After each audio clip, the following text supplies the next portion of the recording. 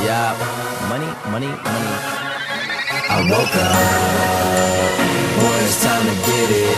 Walking to the window, saw the city. Thank God I woke up. Excuse me, I was supposed to get a wake-up call this morning. I never got it. Oh, okay, no problem, Jason. Yeah. This lady would like a wake-up call. Oh, we can give it to you right now if you like. Sure. Wake-up call. Wake up, it's wake up, yeah. It's wake up,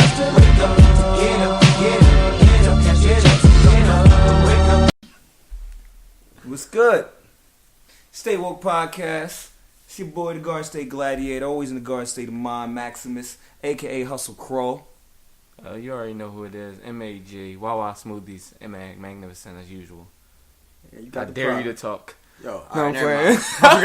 I forgot. I can't make my intro. So we're going to There's no intro for that guy. We're going to skip to our guest. You're going to skip to our guest. Go ahead, introduce yourself. Yo, what's good? It's Jimmy. How we doing? So that's the Greek freak over there. And, I was just about to say something like that. We got my guy Jimmy in here today, man. You know, we starting to bring guests into the podcast, starting to expand a little bit. Thanks for having me. Of course. Fellas. So, yeah, let's get started, man. First thing we got to start off with is hip-hop as always, and it's some big shit. We had a lot of music come out. A lot of hot shit happened within these last 2 weeks. Took a little hiatus. Yeah. I guess the big thing right here we going to start off on is the return of the rap god, or the mortal man, should we say. Eminem. Little controversial drop. We got Walk on Water. First off, let's get thoughts on how you didn't hear it all yet, did you? Yeah, I didn't hear it all yet, no. Yeah. All right, so you know what? Let's just start the bar break now, right from the jump. Let's just give it a one full play. Yeah, I guess because he's not going to really be able to comment on Yeah. it. Yeah. So let's give it one full play. What the?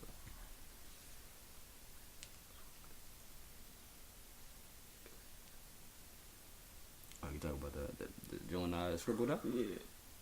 Nah, see, you don't watch this robot, so I can't explain to you. Oh, My no, I got it. No, paranoia. you don't even. You don't have to explain it. I understand it totally. alright. You know what I'm saying? I know what Mr. Robot is. Okay, The then, basis of it is. I just don't. Yeah, in that watch it case, yet. yeah. No, that show made me paranoid by itself. So, yeah, that joint and on my computer. But we're not on TV shows yet, so we'll get to that while you're paranoid. All right, y'all. This is Eminem, Walk on Water, featuring Beyonce. I walk on water,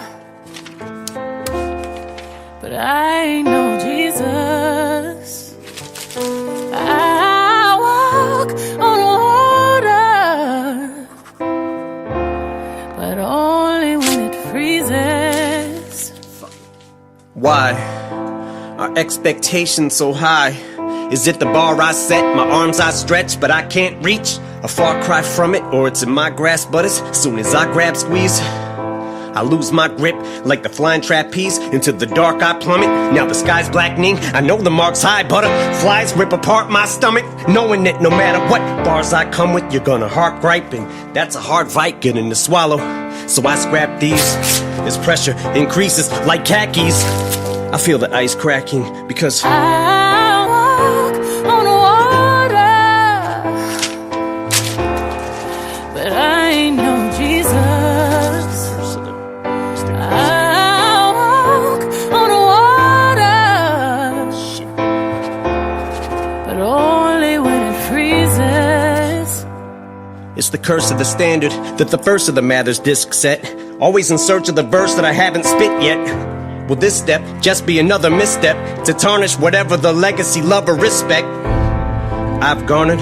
The rhyme has to be perfect, the delivery flawless, and it always feels like I'm hitting the mark till I go sit in the car, listen and pick it apart like this shit is garbage.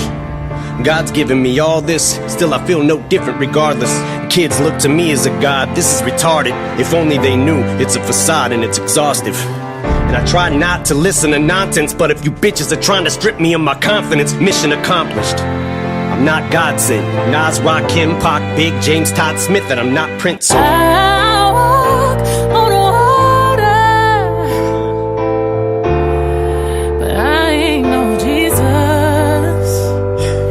I walk on water,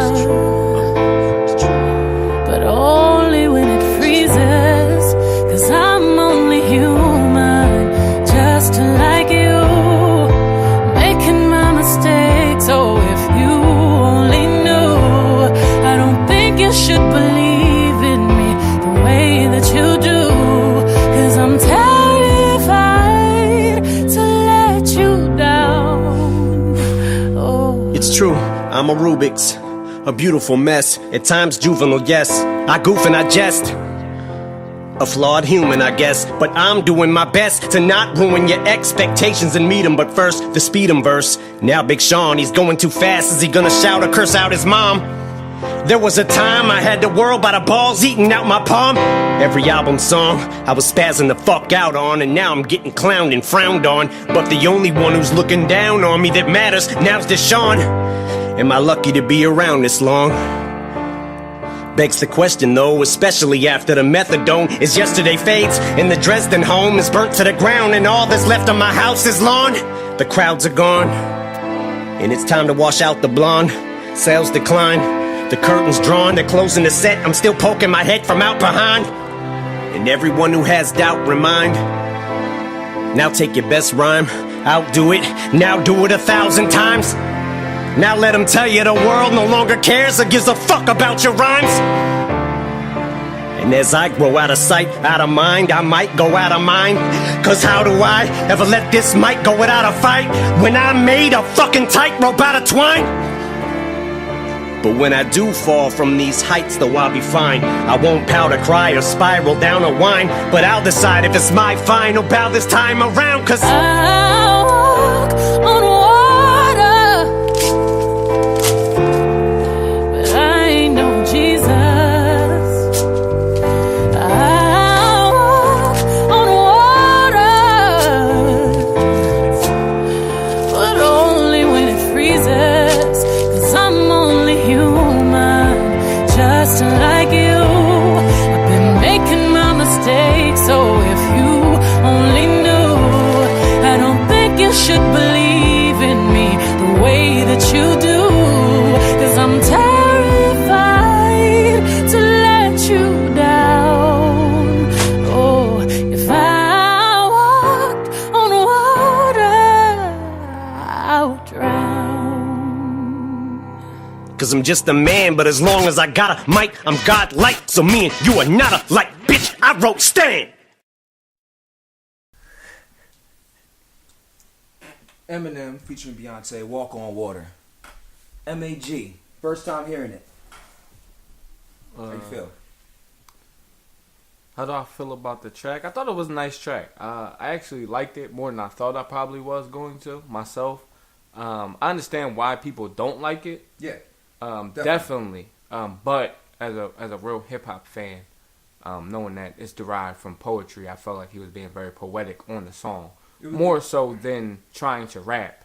Trying to put it together on a beat or something like that. Right. I feel like he was more talking and, kind of that in front of the crowd poetry type, slam type thing. And in my eyes, the way he was on there talking, even the way his rhyme scheme was going, wasn't, trying to really rhyme that much, which rap is about rhyming, but more so really talking to the beat, talking what he had to say.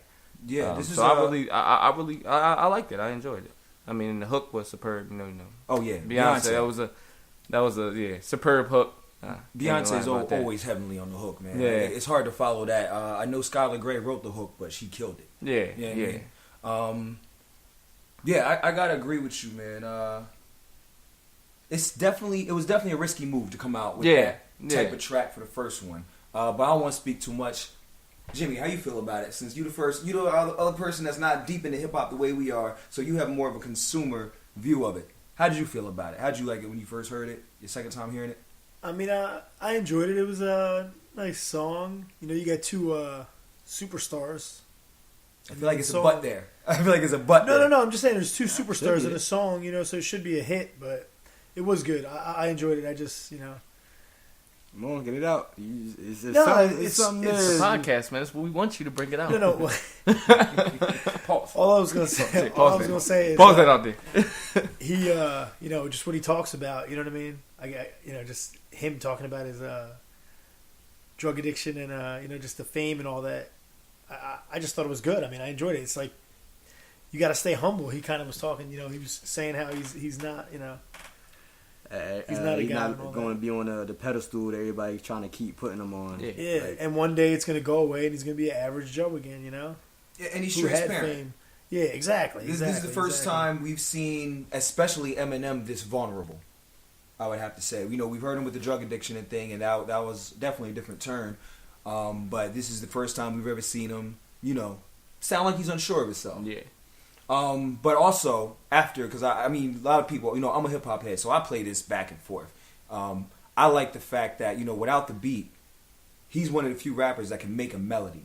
You know what I mean? It's only a melody in the back, but the way he's rapping is definitely, it's creating something there. And I think that's one of the reasons he took that approach, so he could say what he wanted to say. Yeah. The other thing is, of course, you know, we got nothing but mumble rap out here. I think he wanted you to hear him. You know what I mean? Forget the drums, forget all that. Listen to me. I think that's very big to me. I mean, you know, I've talked on the show plenty of times about how I felt about somebody of, you know, Jay-Z and Eminem and all their plateau was that you already, I feel like sometimes they're chasing something they don't have to chase. You're already top 5.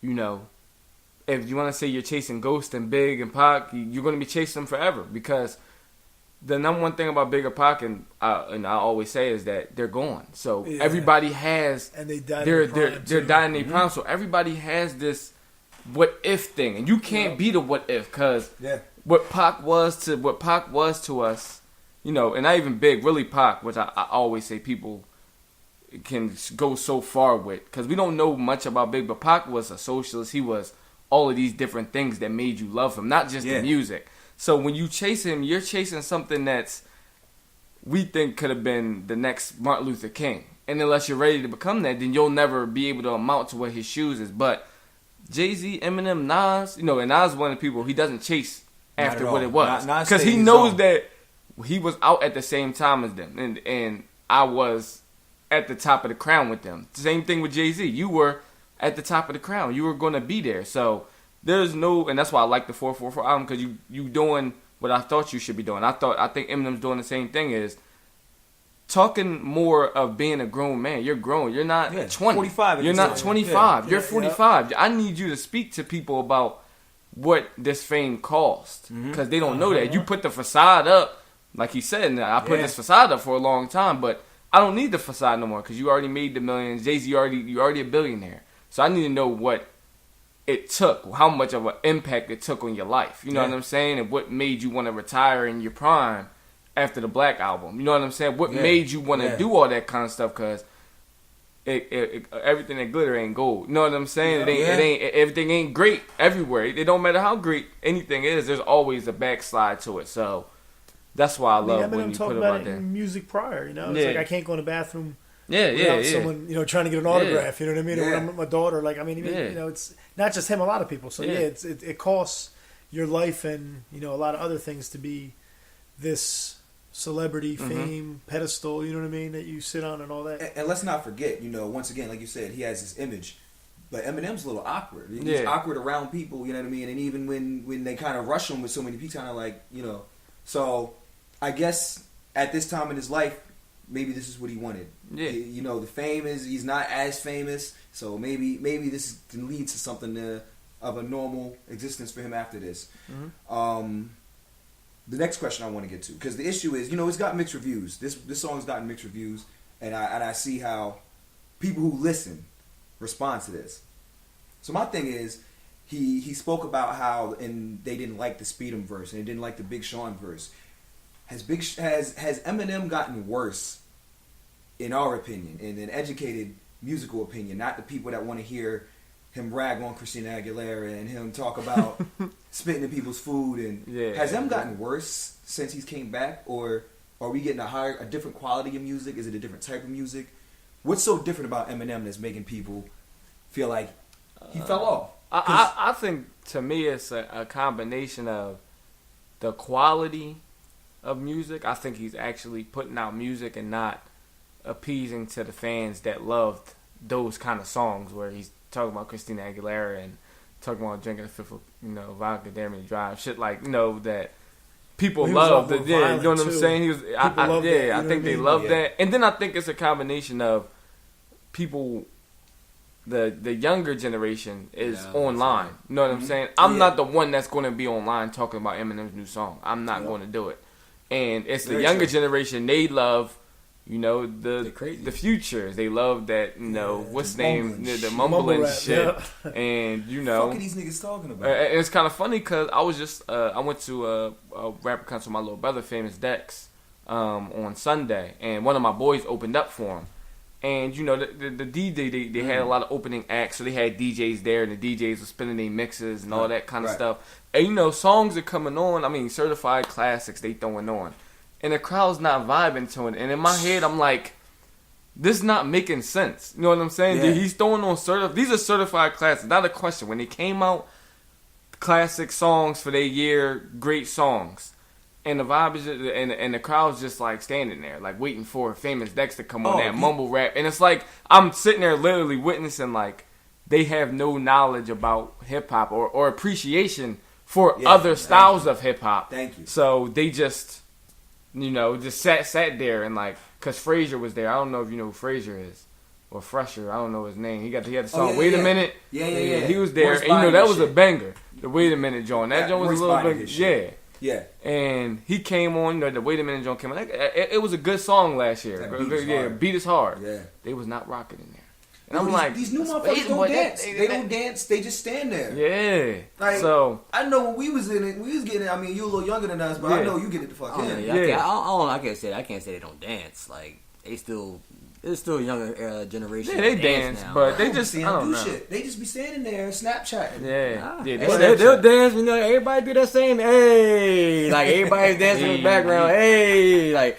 This is what they do, but like dance when the cameras on or the phones on. That's and that's gonna be on at all times. That's gonna be on at a time. But like he said, I think it has more to do with being a new generation and not liking the music that we grew up on. Yeah. Even though the music we grew up on, we look at as in like it's actual hip hop. Like we had the golden age. Yeah, like from the 90s to 2004 was the golden age of hip hop. So with the new generation and they're liking this type of music, when they hear him, it doesn't appeal to them. Mm-hmm. So this song is like you were saying, or even to elaborate more on that, they just want to hear the old M. Yeah. You know what I'm saying? What they know of M, they want to hear that. They don't want M to come out and be different. They like, no, I don't like it because you have your opinion of somebody, and I remember because anybody that switches it up, if you're a favorite rapper, I remember Fab, Fab always switching up, coming out with a little different, and even when I forget what I think it was Real Talk came out, and even the newer one which was Young OJ, and at first I felt like I didn't feel it at first. I'm like, man, he acting a little different than me. But, I'm hip hop. You know what I'm saying? I'm not just going like, I'm not fucking with Fab no more, man. I didn't fuck with the songs that was out. Throw it on a second time, I'm like, nah, just that shit right here. You know what I'm saying? Then Lituation, that became my shit. You know what I'm saying? Lituation was hard. Yeah, it was hard. So Lituation was hard. Sometimes when people do it, and that's coming off of there's no competitions, and so he came a little different on Young OG. I felt like, so that's why at first I'm like, man, he ain't and then when I really listened to him, like, oh yeah, he's still here. You know what I'm saying? So sometimes people, they hear that initial Eminem and they just like, oh, he ain't the old Eminem, well, I'm bashing it. Yeah, you know what I'm saying? Exactly. Without taking, because any song needs a second or third listen. I can't. Of course. You can't catch everything the first time. Like even now, I heard a couple things, but I gotta hear it again. I gotta hear what he was saying to really see how he set up different things, because I heard it, but I'm like, all right, well, how is he setting it up? You know what I'm saying? So I mean, unless it's somebody like Uzi Vert. I heard it the first time and I was like, but he ain't got no. Now the one verse where M was saying something, he was talking about his stomach hurting and then pill addiction and all that, and darky, cloudy, and like just like you basically talking about his addiction. You know what I mean?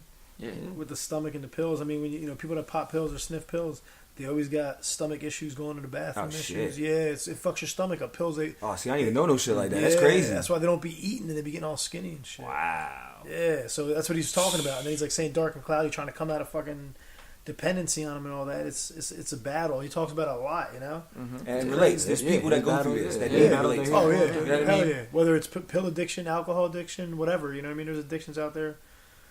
And last thing to close this on M, because I don't want to spend too much time. I think we've all came to the conclusion that this is a great song. Regardless, is a risky move, but it was a good song. But like I said, what we were talking about earlier, which I think is very important, and I think all the artists we've been talking about kind of fit into this category. Do we want to see evolution in hip hop artists or adaptation? Like, you know what I mean?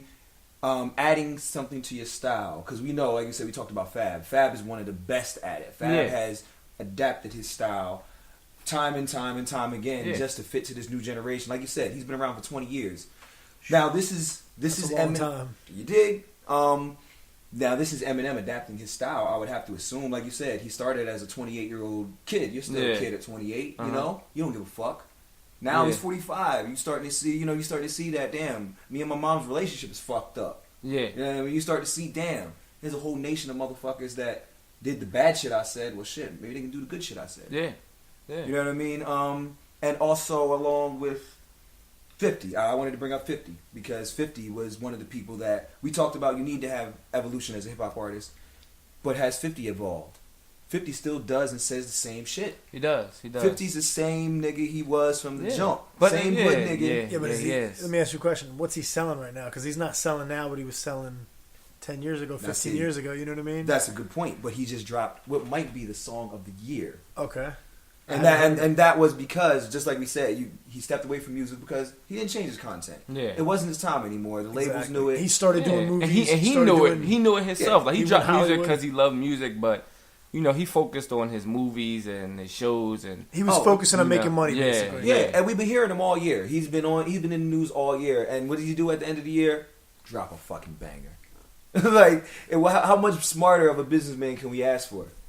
I mean, I guess with going back to what he was trying to say, do you think it would have been better for 50 to try to adapt and go along with the times and change his content? Right. Or do you think people that have their own sound should stick to being their own sound and basically staying in the generation that they might have? Well, I don't think you need to adapt. No, I think that there's a time and a place for you, especially somebody of 50 Cent's magnitude who really took the game by storm. And you don't want to see him change and try to be something that he wasn't, because the reason that we liked him was for that reason, not the music. How gully was, how he didn't give a fuck about nobody. You fuck with Ja Rule, I don't fuck with you. Period. He reminded me a little bit of Tupac. Yeah. He came in and was like, fuck you, and fuck him. It was like, so, whoa, who is this dude? Yeah, you for know somebody like 50 Cent, for somebody like 50 Cent, you don't really want to, I don't want him to change. I don't want him to try to be what people are, you need to stop bullying people. But that's who 50 Cent is. So I can't, 100%. You can't have Get Rich or Die Trying without him being that bully. Mm-hmm. And that's a classic. So I'm not taking that classic away for him to change. No, I don't want him to change. But it's different for some people because somebody like Fab who has success, he didn't have the super success. So when he keeps switching up, he's able to kind of stay relevant. But somebody like 50 Cent, and like I was saying before about Rakim, like he had his time, but it doesn't, we know that he's one of the greats. It doesn't matter if he kept dropping albums. We know that he's the godfather with rap. That's what we know that from listening to him to know who he was. I don't care if he kept adapting, Also, I want to shout out M for talking about my man Ty Smith, LL Cool J, because I feel like people don't be respecting him enough. Yeah. And I'm glad he mentioned him in there, because a lot of people don't respect LL Cool J enough. He put a lot of work in, You know what? Like you said, the further generation will come up on the L talking gangster and all that, which that wasn't L. L was the ladies' man. Yeah, he was. When it came to making them love songs. Yeah, man. Nobody didn't like him. Yeah, man. Nobody. You don't want L around your girl. Nah. Hell no. You don't want L around your girl. He's going to start licking them lips and it's over. It's over. It's like, it's over, man. So that's a very good point. Be sitting in my living room with no shirt on. I'd be kicking the fuck out. This nigga could have put an album out. Headband. Right. He good. One pant leg up. One pant leg up. No baby oil. Doing this shit. Shining. Yeah. Doing this shit. Yeah. It's over. It's over for you, John, man. Yeah, that's good shit though. Definitely. But like I said, that's a good way of putting it. Yeah, I actually see that because I agree with that to an extent. Like certain people, I don't want to see them change because I like them for that reason of who they are. So I wouldn't want to see them adapt to try to keep up with this time. Like I would probably lose respect for them almost if they try to do something and keep up with a newer generation that we may not like. So I agree with you on that one. So evolution isn't for every artist. No. Only if you have the capability, which like we said, and it's like I said, as long as because it's all about your style. As long as you don't make like you aren't known for something specifically, you know what I'm saying? Like that's what I think it is. Like when you're specifically known for being this type of person, and then you just change into somebody else, I'm not gonna respect you. I'm like, man, I don't fucks with you right now. You know what I'm saying? That's not who you are. Be who you are. What about growth? What about being? You know what I mean? Well, growth is different. You know what I'm saying? You grow, yeah. But I feel like when 50 when he grows, he's just not gonna care about niggas no more. Yeah. You know what I'm saying? That's his growth. His growth is not gonna be like, all right, you know what I'm saying? Like his growth is gonna be like, I don't comment on niggas because niggas is bitches. That's why. Yeah. When he has interviews, it's gonna be like, I'll beat all of them up, so I don't really give a fuck what they talk about no more. Like, you know what I'm saying? Like, that's the kind of person he is. But he likes to jazz. He has fun. Like, he grew more into a business. Yeah. He's very business minded. That's very true. Music stayed the same, but his business mind definitely expanded. Yeah. That's where his growth is. He grew just businessly. Well, shit. I mean, I ain't gonna lie. I want to play the 50 for the real bar, for the bar breakdown, because that shit is, that's my shit. Yeah. But we got options. But a couple other things to talk about before we move on from hip hop. Cam dropped for the first time in 12 years? It's been a long time, man. Cameron dropped the program, which I'm about halfway through it. It's fire.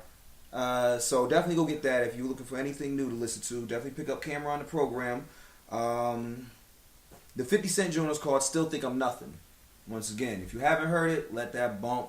Featuring Jeremiah. Jeremiah bodies a hook. That's kind of all Jeremiah's good for nowadays. Yep. Throwing a hook up. Gotta eat somehow. We got an Instagram video of Dipset, Jim Jones, Cam, Zeke. Oh yeah, everybody back together. So I have to assume we gonna get some Dipset music.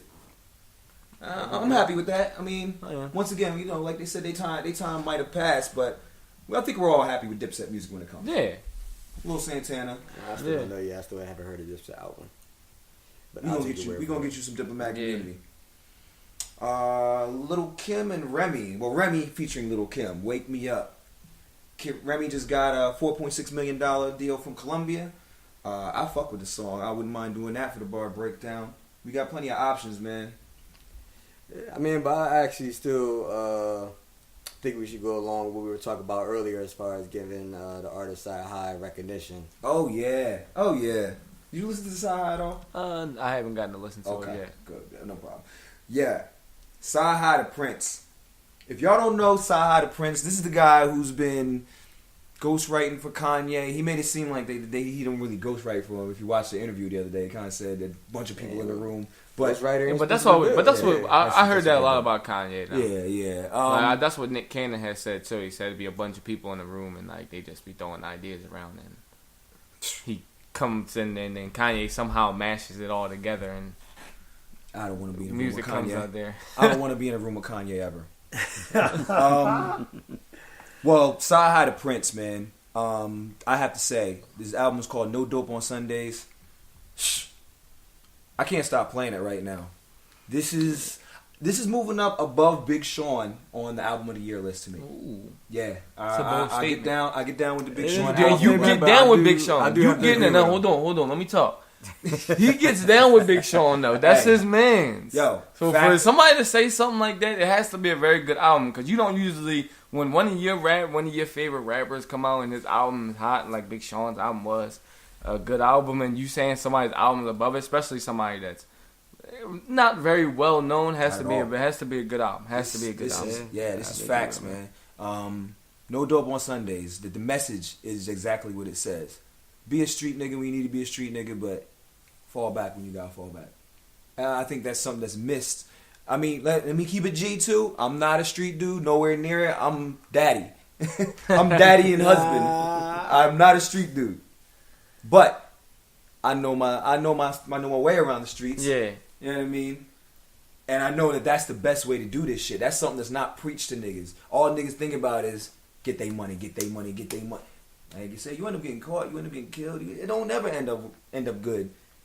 Keeping yourself in the game. It's really about, you know what I mean, get your money and get out, whatever. But out of, I think it's about 14, 15 tracks. The only track I don't like is the 2 Chainz track.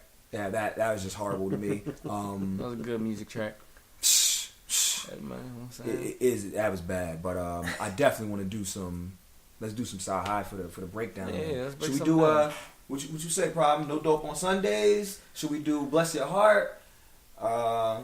There's New Africa. mean, I was thinking New Africa, but I mean, if you're gonna actually think about the album and like that, actually would kind of make more sense. Dope on Sundays. Yeah, I mean, God Bless Your Heart is that shit too. Yeah, he was body. He was barring niggas to death on God Bless Your Heart. Look, man, this is your show, man. I'm gonna have to let you pick this one. My God damn it, Show. too cold. Oh, I knew I forgot to start it up with something. I thought, oh, damn it. You so lucky, man. He's so lucky, audience. Yeah, Jimmy, don't let them fool you, man. We're just here. We're just here. Thanks for having me, Swigs, on your show. I appreciate it. That nigga's Yeah, pleasure to be here. I was gonna say you got the invite from him, right? Yes, sir. Okay. All right. That made it official. That made it official. All right, so He didn't even ask us. He was just like, yeah, Jimmy coming on the show too. Any problems? And in today's bar breakdown. Nah,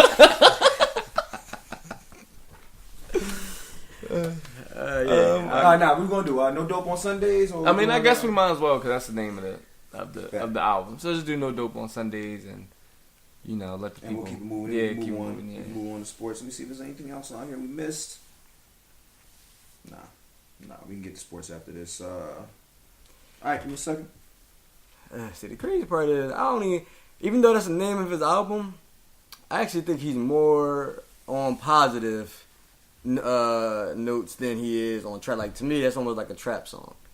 But I feel like I think the album title is very positive though. You know what? The Not way selling dope on Sundays? Yeah. I mean, in a way, it is. It's very positive. Like I feel like it's saying that you have to step back, kind of like he has more. Like when you listen to him, he has morals. Yeah, it's kind of like when it's kind of like what Sundays would used to be. Yeah. No school, no work, nothing. Everything shut chores. down on Sunday. Sunday, you wasn't allowed to do nothing. Sunday, family time, just dinner. Family, and that's it. You know what I'm saying? We kind of got into this era where people still work on Sundays, people do all that, but that's not how it used to be. And I feel like that's what he's going with the title, saying all that it has to be a certain time where trap and all this kind of stuff has to stop. You know what I'm saying? It has to stop. Actually, now we talk about it, we should make that the song. Right. Go ahead. The call is going out, responses have come, and we bless God for our brother who's given God his life. Is there anything you'd like to say, my friend? I came not to call the righteous, but the sinners to repentance. Luke 5:32. They say gangsters don't pray. I beg to differ. We pray every night. We pray every night to make it out of these struggles. We pray all the time to make it out of this hell that we stuck in. Real gangsters don't want to be in the streets. We just stuck out here because we ain't got no choice. Yeah. No dope on Sundays. That's only if you really out here getting money. No dope on Sundays. You know the trap bad booming Monday, but no dope on Sundays. When you out here dirty, this the day you do the laundry. No dope on Sundays. But any other day it's rain, sleet, or sunny. Nah, I ain't a street nigga, just a nigga in the street. Any other day than Sunday, I can get you what you need. I'm talking like a couple keys. Want the men, come fuck with me. Pounds of kush, come hustle these. The cars we push is luxury. Oh, I heard you want the lean. Nah, that's not my cup of tea, but I can pull a few strings. Let me work my puppetry. Anything from crack to puppy food. Why you think I bank with Chase? I'm everywhere the money move. My Hyundai Cruise making plays, my operation running smooth. Brother two, just in case these niggas in the grumpy mood. Oh, I heard they bout that gunplay, cool. We bout that gunplay too. My rendezvous made the front page news. I like my hunters blue, chunky juice, taking strippers out of town on honeymoons. Leave they kids with their grandma so they go to Sunday school. My nigga hit my phone and said he need 100 cool. I said let me hit my folks, but you know the only rule: no dope on Sundays. That's only if you really out here getting money. No dope on Sundays. You know the trap bad booming Monday, but no dope on Sundays. When you out here dirty, this the day you do the laundry. No dope on Sundays. But any other day it's rain, sleet, or sunny. I've been in the streets 616, you dig? How many zips in the elbow is 16, you dig? Niggas seem to forget how much clean I done hit. Remember sneaking in the club with the thingamajig. My OG pulled up on the scene in the wig. When you running from the feds, you can't be seen by the pigs. Y'all don't know all the things I seen and I did. Being in the dope game was never my dream as a kid. But I got better plans though, ain't nowhere I can't go. Trip to Amsterdam, my Telegram, my Netherland hoes. Boy, I'm living off my art, like I'm selling Van Goghs. I'm all about the cream, I got method mangoes. My dog just left the bando, so hater never stand close. Before my partner up this cig and leave you secondhand smoke. I'ma rain on ya, so let the weatherman know. And all the ghettos of America, all the way to Reed and Road. No dope on Sundays.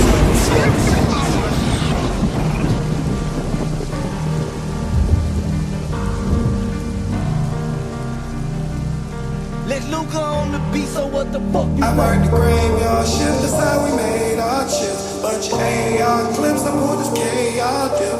Where the young niggas die, we live our days in darkest. Boosie badass, I'm down to catch your fate if y'all live. We was the type to shoot at niggas then, pray that y'all live. So we can swing by your house and come and spread y'all crib. Had to trap on Cleveland Ave by the Kmart, bitch. I brought them bags to the hood and made them slang God shit. In Atlanta, y'all don't know how good my face card is. Turn the racetrack on Boulder Crest to a baseball field. It's safe to say it's all real, but all my scars is all healed. Cause I've been stabbed in the back more times than Paul Pierce. But enough about my past, it's time to save our kids, so our sons will never have to live the way we all did. If you trappin', nigga, trap to send your daughter off to college. If you trappin', nigga, trap to get your mother out the projects. If you trappin', nigga, trap to get your people out the streets. Oh, you trappin' just to be trappin'. Oh, you trappin' for these freaks. But if you a real trap nigga, do me one favor and tell all my partners in Decatur, no dope on Sunday. That's how we made our chips. Bunch of AR clips, I pulled this KR dip. Where the young niggas die, we live our days in darkest. Boosie badass, and down to catch your fate if y'all live. Started out trapping, trying to get the new bows. Then I realized what it did for them hoes. When I recognized what you did to your nose, I couldn't justify what I did to my bro. Fed an addiction, I just let it snow. Felt my religion, I couldn't let it go. Fell in addiction, I just chased the glow. See, you don't need the drums when you just talking what you know. See what I seen, niggas snitching on the low. Niggas coming home, niggas out here acting like you owe. The truth is you love them, but they putting on a show. You gotta cash them out and validate to everyone they know. Times change and it's hard for some to grow. And the conversations are no longer, man, we bout to blow. I wanna see you back up on your feet, and that's for sure. The whole city know I've done enough, so there's no more. I worked the graveyard shift, that's how we made our chips. Bunch of AR clips, I pulled this KR dip. Where the young niggas die, we live our days in darkest. Boosie badass, I'm down to catch your fate if y'all live. I'm glad you gave me the shit with like no drums. I just wanted to I was trying to make it as conversational as possible, cause it's just conversation. Cyhi-the-Prince, my nigga for life. Push. That's No Dope on Sundays. Cyhi-the-Prince. How you feel about that, MAG? I really like that song. It was a good song. I'm glad we picked that. I felt like it very described the title of the album, as you can see, with the hook, which I think me and Max can definitely say that when he said if you live in dirty, it's time to do your laundry line. That was really tough. Shit. Yeah. That was very good line. So yeah, I guess we're doing bar breakdown wise. Yes, sir. This Let's one. do this. So what's first? Is it beat? I like both beats. I like the switch up. I love the switch up. I love the switch up. I think that's very rarely used in the game, and it's one of my favorite things about the game when you can switch up and then go two different styles on the song. And I like both. I enjoyed both beats. I actually think I enjoyed the second beat more than the first beat. I think the second one was better. So I got to give it a 5. You know what I'm saying? Because Yeah. when you throw out 2 fire beats, I mean, it's probably really a 10. You dig? Like, when you really think about it. Yeah, I definitely got a 5 on the beat. I had it in the car. I bumped in the car the first time. Like I just feel like that's the best place to evaluate the music, and just the bump in the speakers when it came on. Like you could not nod your head to that shit. I feel like good music. Like it's some Kanye type beat shit. I don't know if it's Kanye did the beat, but it was that type of artistry. That shit was dope. Yeah. Problem. I agree with y'all. I had to give it a 5. Like I love the switch up. Like it just had that good vibe to it, that good feel. So even if I heard the beat by itself, I could see me nodding to it. Yeah. So I definitely had to give the beat a 5. Jimmy, 1 through 5. How you feel about the beat? Yeah, everybody I'd say had like to a get 5. 4. Yeah. You about a 4? Yeah, it was good. What you didn't like about it? There was, I don't know if it was the setup, but I couldn't hear the bass. Like if you said you're in a car, you heard the speakers. I couldn't hear that. If I was hearing that, it'd change it up a little bit. The fact that I couldn't hear that. That's the first time I ever heard the song too. Yeah, so. That's a big difference. Bass makes a big difference on whether or not you like the beat. Right? Well, you say because it helps you nod your head, you get your head nod to it. But if the bass is pumping, then it's different. You know, I guess because you didn't have your bass up. But all right, a couple 5s and a 4. Let me see. What's the next? Next category is going to be the hook. I thought the hook. It was a chant hook. It was a chant hook. It was a dope hook though. I enjoyed it. It was creative. He took his time with it. You can see, and he made sure he delivered his message. Still, you know, I think his message was delivered well throughout the entire song. So I gotta go 5 on the hook too, man. Yeah, I go a 5 on the hook. Yeah, I'm going 4 on the hook. It was a great hook. But you said, it was a little more of a chant hook, and it was kind of longer. And it was long. It was a long hook. Yeah. So the song was in general about 6:30. Yeah, it was a very long too song. Too long for radio. Yeah, too long for radio. Too long. So I got to give it a 4 for that aspect. Just because it's too long, and when you have such a good song like the beat, you would like it to be able to get the radio play. Exactly. That's unfortunate. So I'm gonna give it a 4. Yeah, I'm kind of aiming towards a 4 too. Like you said, I like it. I mean, I felt like some parts kind of like got low and was kind of dragging out. Like I actually couldn't really hear some of the part of the hook. I felt the same way. So yeah, he's got his voice is like it's not raspy. It's like nasally. I was kind of.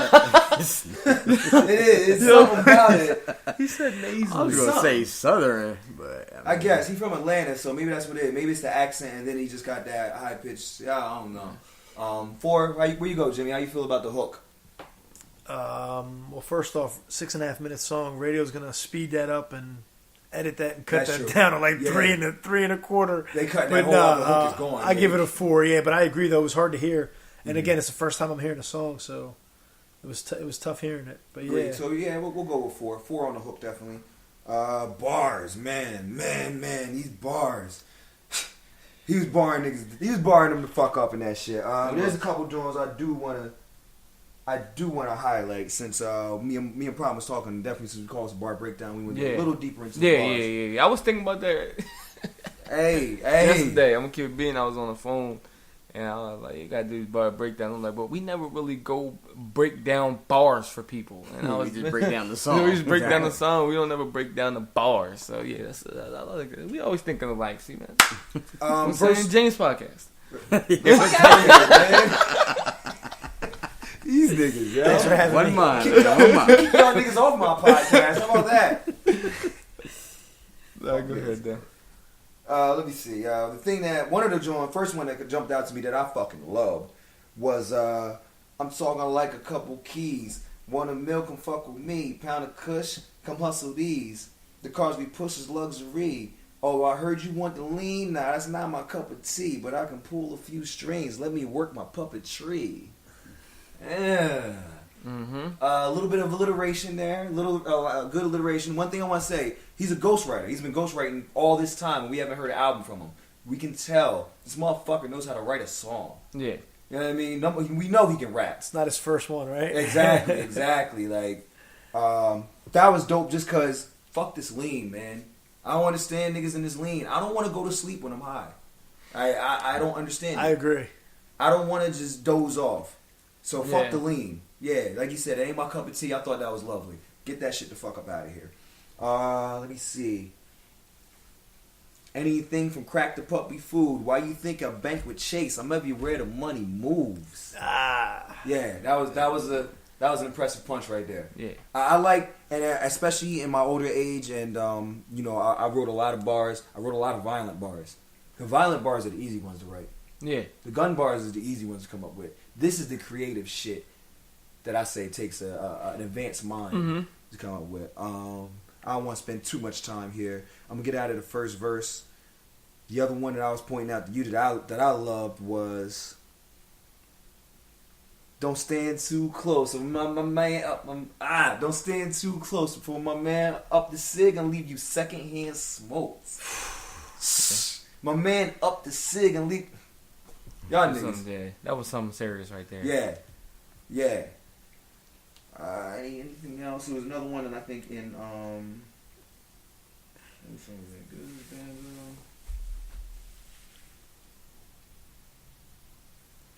I mean, either way, I actually still think you can go ahead with what you rate it as.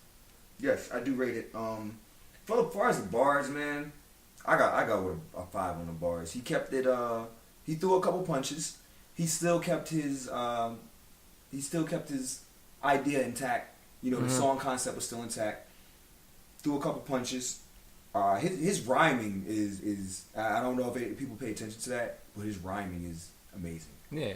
It's amazing. Like he uses perfect rhymes almost every time, which that the words and the syllables match up. So I go with a 5 on the bars. I'm sorry, I'm expanding too much. I love this goddamn song. Yeah.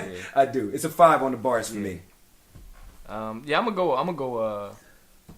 It's always hard, man, cause I'm gonna go a 4, and it wasn't that he wasn't tough and that he wasn't going in. Like I said, he was definitely going in on it.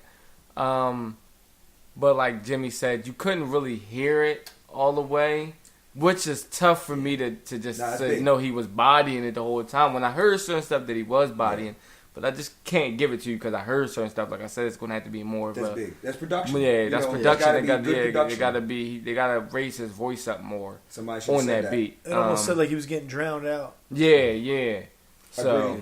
Agreed. So that's why I'm gonna go a 4. It was, you know what I'm saying? I'm gonna go a 4 just on that reason. Yeah, I was kind of going the same way. Like, I was gonna say mainly because some stuff kind of dragged, but then also because it might have been some fill-in spots where he was basically just trying to build up to add like a big punchline. Yeah, the filler had some filler lines. Yeah. So it was So it kind of took away from it for me a little bit. So I'm going with a 4 just for that reason. Jimmy? Yeah, I agree. I'll go 4 as well. But some of the stuff was pretty hard though. Some good work. Yeah, definitely got some good wordplay. Definitely had good wordplay. Definitely had a great flow. Yeah, I was next everything else. I mean, that's the only reason why I on went down with 4, just because everything else was. If we go on flow, I'll definitely give him a 5. He definitely flowed very well on the song. Switched it up a couple times. Yeah, switched it up a couple of times. Switched it up with the second beat. So that means you're definitely flowing. Mm-hmm. You know what I'm saying? If you're switching up with the second beat, you flowing. And I'm sorry. And definitely, I want to add to the bridge too. Like I said, having a bridge in your song, I think is genius. It's like having a second hook. Mm-hmm. Now it's a give or take because your bridge has to be either as good or better than your hook. I think it actually has to be better. You think so? Yeah. I can agree with that. Because if the other one's trash, it fucks up the whole song. It fucks the whole song up. So it has to be, can't even be as good. It has to be better. Yeah, and I think that one luckily worked out for him. It was right there. Because like you said, once again, you couldn't really hear what he was saying. I was struggling to hear some of the parts of that. But and I guess as a category, with flow, as far as flow, you got an opinion on flow, Jimmy? Yeah, I would say 5. He was good. He sounded good, but I mean, like I said, I got to hear it again, man. Definitely. Gotta hear it again. But I mean, if he was a ghostwriter, he's got the flow. He's probably worked on so much shit as a ghostwriter, just trying to make money. Funny. You know what I mean? Like obviously he's hooked up with Kanye or was hooked up with Kanye. I'm sure he made some money with that, but I'm sure before that he was just writing music. You know what I mean? Just sitting there. The people he's written for. Like you said, he can write the shit out of a song. In our last category, we're gonna categorize this. I mean, I don't think we can do this anything different than hip hop. This is just real hip hop. Yeah, real hip hop, bro. The chant hook with the bars. Uh huh. You know what I mean? Yeah. grab that cyhi, no dope on Sundays. That's some fire shit, man. And just to let niggas know, we gonna rock this till Thursday because on Friday, that Freddie versus Jason. Yeah, we all been waiting. Fab, Jada, year and a half. You already know. 2 years type shit. You already know. So Fab, you already know. My man's, but you made me mad because I was waiting for his album so damn long. Like, y'all Ben was talking about it. You kept putting pictures up on Instagram and shit, get me hype, and it never was dropping. But I'm glad that you finally dropped it now. It came at the right time. Yeah, yeah. Thanks for giving us that, Fab. Yeah, thanks for giving us that. Thanks for but yeah, we're going to discuss that next week. But let's move on. Let's get into sports. Nothing really major happened in sports this week. Nothing crazy. It did. Kyrie-Irving, 16 games straight. Okay. Well, that's what I was going to get to. I'm monster. sorry. That's what I was going to get to. Yeah. Who the fuck is going to stop Kyrie-Irving? Nobody. And that's why it's so great. Actually, I was watching a video of, Nick Wright. Yeah. The ultimate LeBron James dick hugger, as I like to call him. He had a But you video. can't have this without LeBron. You can't. And it's It's like shut up, dude. And it's like he on there. He's on his show with. No, I don't think you understand. We can't have the show without LeBron. He smoked crack. We can't have the show without LeBron. Yeah. Turn that down a little bit. But he was on his show with Chris Carter that he has saying that none of what Kyrie Irving does right now matters unless he beats the Cavs. And that was the dumbest fucking statement that I have ever heard in my life. Because the reason he left had nothing to do with beating the Cavs. It was about him becoming his own superstar. Yeah. And that is what he is doing right now. Oh, undoubtedly. It has nothing to do. He didn't lead the Cavs to say, I want to beat the Cavs and win championships. He left because he did not want to be the sidekick to LeBron James. He wanted to be the man that he is right now. That he's showing to be. That's number one in the East, even though they said, oh, he can't pass the ball. He's not that good. He's just somebody that plays off ball. They definitely did. And they definitely shitted on him. Like he shitted on him like, yeah. Holding it down before Also, Ron. another thing Kyrie said is, at this point in his career, he's making that jump in a sense. He was superstar. Now he basically saying, like, he didn't say this per se, but this is what he was saying. I'm superstar, but I want to be elite, and this is what he's doing. I'm going to elite. I'm going to put myself on a level of only 2 other guys, 3 other guys. You know what I mean? Durant. Just a few names, not the top 20 superstars, not an all-star. Yeah. I'm trying to be. Yeah, where we think he could be at, but you don't know because when LeBron James is next to you and he's taking the shots away from, like, he said himself, he made me into the player that y'all think I am. By saying, oh, here, take the ball with 6 seconds left. I can't make a play for nobody else. I have to score now. Mm-hmm. You know what I'm saying? And that's what LeBron James does to people. So that's why it was, to me, I always say, championships are great. But I don't care how many championships Robert Horry has. He'll never be greater than AI. The championships don't mean nothing unless you have the numbers to back it up. That's why championships matter when it comes to Michael Jordan, LeBron James, Kobe Bryant, all them, because they have all the numbers to back it up. They have 30,000 points. They have all of that. So now you're saying, oh, who won championships? But if you're winning championships and you're the man on your team, that's saying something. But if you're winning championships and you're the third guy off the bench, that's what I'm saying. Kudos to you for being a team player. Yes. But Shaq and Kobe would have won those rings without ugly ass haircut. You know what I mean? Come on. So that's why, to me, it's like, but I always say that your personal career should never be sacrificed for championships, in my opinion. You should want to be the best. If everybody's saying, oh, he's as good as AI, he will never get to prove that he's as good as AI playing with LeBron James. He will never get that point. I would never believe it because I don't get to see him be what Westbrook was last season. And you could say the same thing about Kevin Durant. And even though Kevin Durant didn't hold Westbrook back, because Westbrook did what he wanted, but you see how crazy he was by himself. Yeah. You see how much better he could be by himself. And that's what I want for Kyrie Irving. They came to me, people coming, he's as good as AI. How?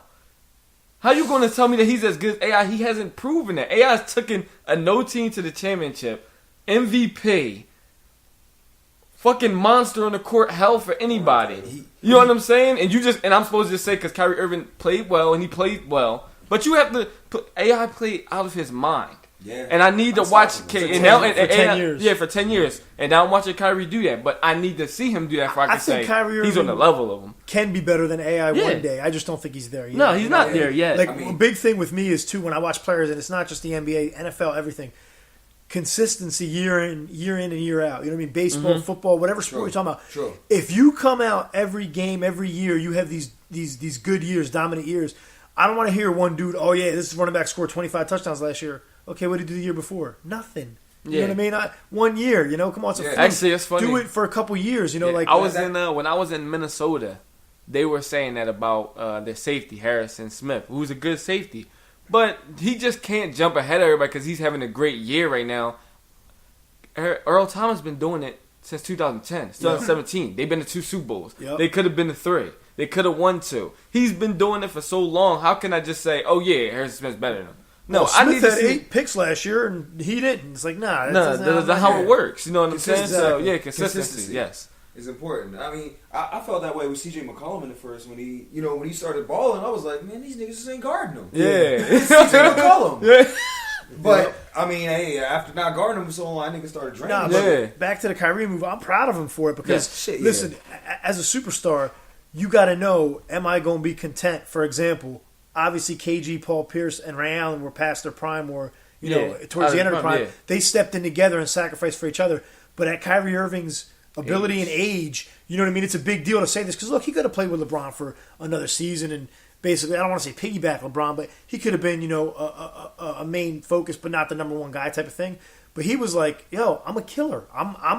He's got that killer instinct. He's I'm going to go somewhere else and have no problem. And it's funny because he went on ESPN SportsCenter and they were asking him about it. And he was like, this is no shot at LeBron. I did what I thought I had to do. And he talked about going to Boston, who, when you think about NBA, is a historic NBA team. The Lakers, Boston. These are 2 teams that historically have a good prestige and all that, dynasties and all that. And he was like, I'm going to Boston.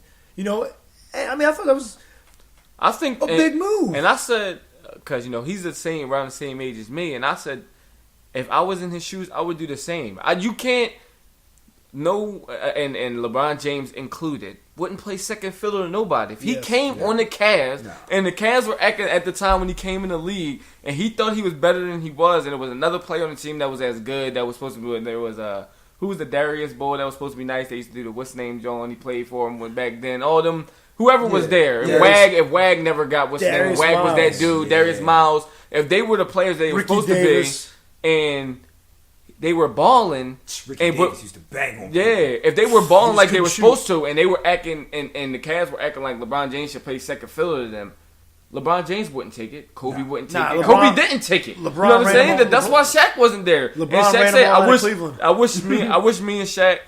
I mean, and Shaq always said, I wish me and Kobe could have got along, but Kobe knew that I could be so much better. He didn't need Shaq. I don't need Shaq, and as long as Shaq's here, they're going to act like, oh, Shaq's the best, and you're not the best in the league. When he knew that I'm on the AI is balling, I'm on the level of AI. I can't prove it with Shaq on my team. I don't need Shaq on here anymore. Kobe felt like Shaq was holding him back, holding me back. And what happened? The next year, Kobe comes out and averages 36 a game. Soon as Shaq's going, he averages 36 a game. They might not have the team success, but that is what Kyrie-Irving was. Look, I am a baller, and don't take nothing away from me. I'm not just a scorer. I am a total all-around player that could do anything that the team needs me to do.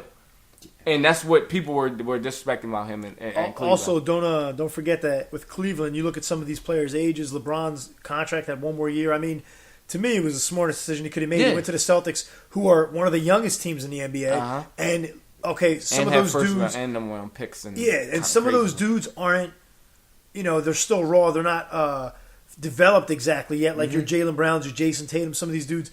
But they got some young dudes that are balling right now. Tatum boy go hard. No, so does Jaylen Brown. Jaylen Brown's a good. It's funny because Jaylen Brown got drafted out of California and he had mad hype, and everybody's like, "Man, this dude did nothing in Cal. Who is this dude?" He's balling right now. Second year in the league, he's balling. Especially with that shit. Condolences to him with that shit he going through. Yeah, he's still out there playing. It's fucking hard. It's kind of it's to me. It's like it's sad to me that I'm so sad that Gordon Hayward is hurt. I know. I kept saying that. Sad. Can you imagine what they do without him? And it's like. When him getting hurt, I think is going to help them in the future next year. Because you kind of, with him there, Jaylen Brown and Jason Tatum could take a backseat. Now they're thrusted into we need you to do what needs to be done. There's it's time for you to ball. Yeah. But I just wish that I wish Gordon Hayward was coming back. Yeah, I wish he was coming back in mid-season after the All-Star break, because when you got them two players that stepped up and they know that they can ball, they can play with anybody, especially after that first game in Cleveland. That's when I knew that Boston was going to be good, because when he got hurt, they went down.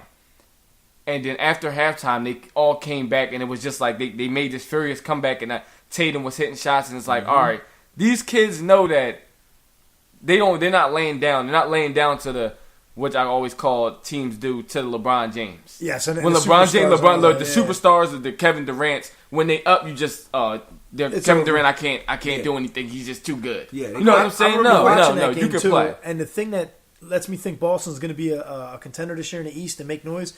The way they came back, they were playing defense. Yes, and it's NBA today, 2017, underrated defense, man. Defense is so underrated because all anybody wants to do is come past half court and shoot the three. And that's kind of funny that you said that, because I say it all the time. The reason that the Cavs lost in the championship last year had nothing to do with the players.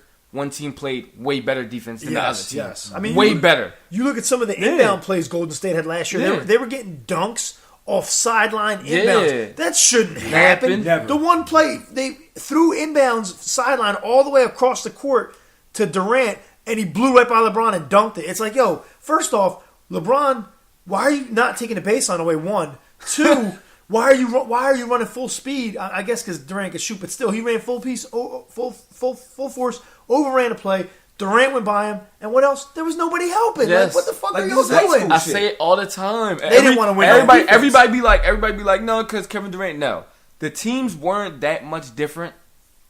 The difference to me is one coaches way better defense, and the other coach didn't. Mm-hmm. You couldn't score; they could do what they wanted to do. You're going to lose the game. It doesn't matter what team it is. If you're playing the Spurs and you're letting them do whatever they want to do, and they're playing defense, you're going to lose the game. Exactly. It doesn't matter. Look at that shot Durant hit. They were saying the biggest shot of the series, Game 5, when he came down and they were Golden State had made that comeback, and it looked like Cleveland was going to win, but Golden State fired back. 3, Durant got the miss out of the corner. Corver hit that or missed that shot that was in and out. Durant came down, slowed it up, went right at LeBron, banged the 3 in his face. Yo, LeBron, why are you not stepping up on him? Like, I guess in my head watching, I'm thinking maybe LeBron was like, yo, if I step up too much and get beat, no one's going to help out. But that's the risk you got to take, man. You got to force your team. You got to force your team to step over. But he let Durant walk right in that 3, and the thing is, Durant's 6'10", so it's like, LeBron is physical and he could push Kevin Durant around and push him to a spot he may not feel comfortable with. But he's 6'10", he's gonna just shoot over LeBron all fucking day long. Yeah, you know what I mean? Like, he's got so much longer reach. He came right down and was like, stare right at LeBron and just fucking hit the 3. And he wanted it. You know what I'm saying? And that's and I love that this finals for Kevin Durant, because he wanted it. He wanted to play LeBron. He like, I'm about to prove that me and LeBron James are equal to each other, and I'm about to show you why. Oh, he never forgot about that. Yeah, he never forgot about that. Yeah, he never forgot about it. And so that's why I loved it. But yeah, defense, very underrated defense. Boston plays. They play great defense. They are not a 16-game winning streak by scoring a whole bunch of points. Kyrie had to score a whole bunch of points the other night, but usually they're playing great defense, solid, and everybody's contributing. A stat for you right here. The Houston Rockets were the number 1 offensive efficiency team last year in the NBA. Number 2, Golden State Warriors. But that's not why they won. They won because they were number 1 in the defense efficiency, This is our statistically. Special. So that wins. You know what I mean? Defense wins. Because you look at Houston, they were number 1 in offense, but they were probably like top 25 in defense. Yeah. And they didn't, they didn't make half the noise Golden State made. Golden State ran through everybody, went to the chip, and basically handled the Cavs. Yeah. Because of defense. Kyrie-Irving in the clutch this season. 65 points, 24 for 39 field goals, 10 assists, 0 turnovers. Ouch. Dude, that's like 70%. Yes. That 24 for 39. What is that percentage? That's crazy. Hold up. That's ridiculous. Yeah. Dude. It's well over 50. That's that's like 70%. That's crazy. It's like 2. He's walking on water right now. 62%. That's sick. Yes. Yo, and we saw him just go 4 for 16 and win the fucking game. Like, what? How you having a bad game until the last 2 minutes of the game? Yeah. It's G shit, man. But we'll move on from Kyrie. Kyrie, keep doing the fuck you doing. Even though I'm a Warriors fan and I want them to mash y'all niggas. We go see. I want the better team to win. That's just me. You know what I mean? I'm a player person. I'm not necessarily an old team person. Yeah, I'm good with that though. I'm good with like Celtics actually making a good like building that dynasty and being able to compete like that. Nothing. Like I'm good with that. I just don't want the Spurs to go back. Yeah, Spurs. I hate the Spurs so much, man. You got the Kawhi Leonard Braves, man. Respect them. The Spurs aren't flashy and explosive and all this stuff. But if you watch the way they play offense, man, they're fucking efficient. They make plays. I went to the game in Philly, and I was just marveled at the pass. I think I'm upset at that. It was free. I think that's what it is. That they're so efficient.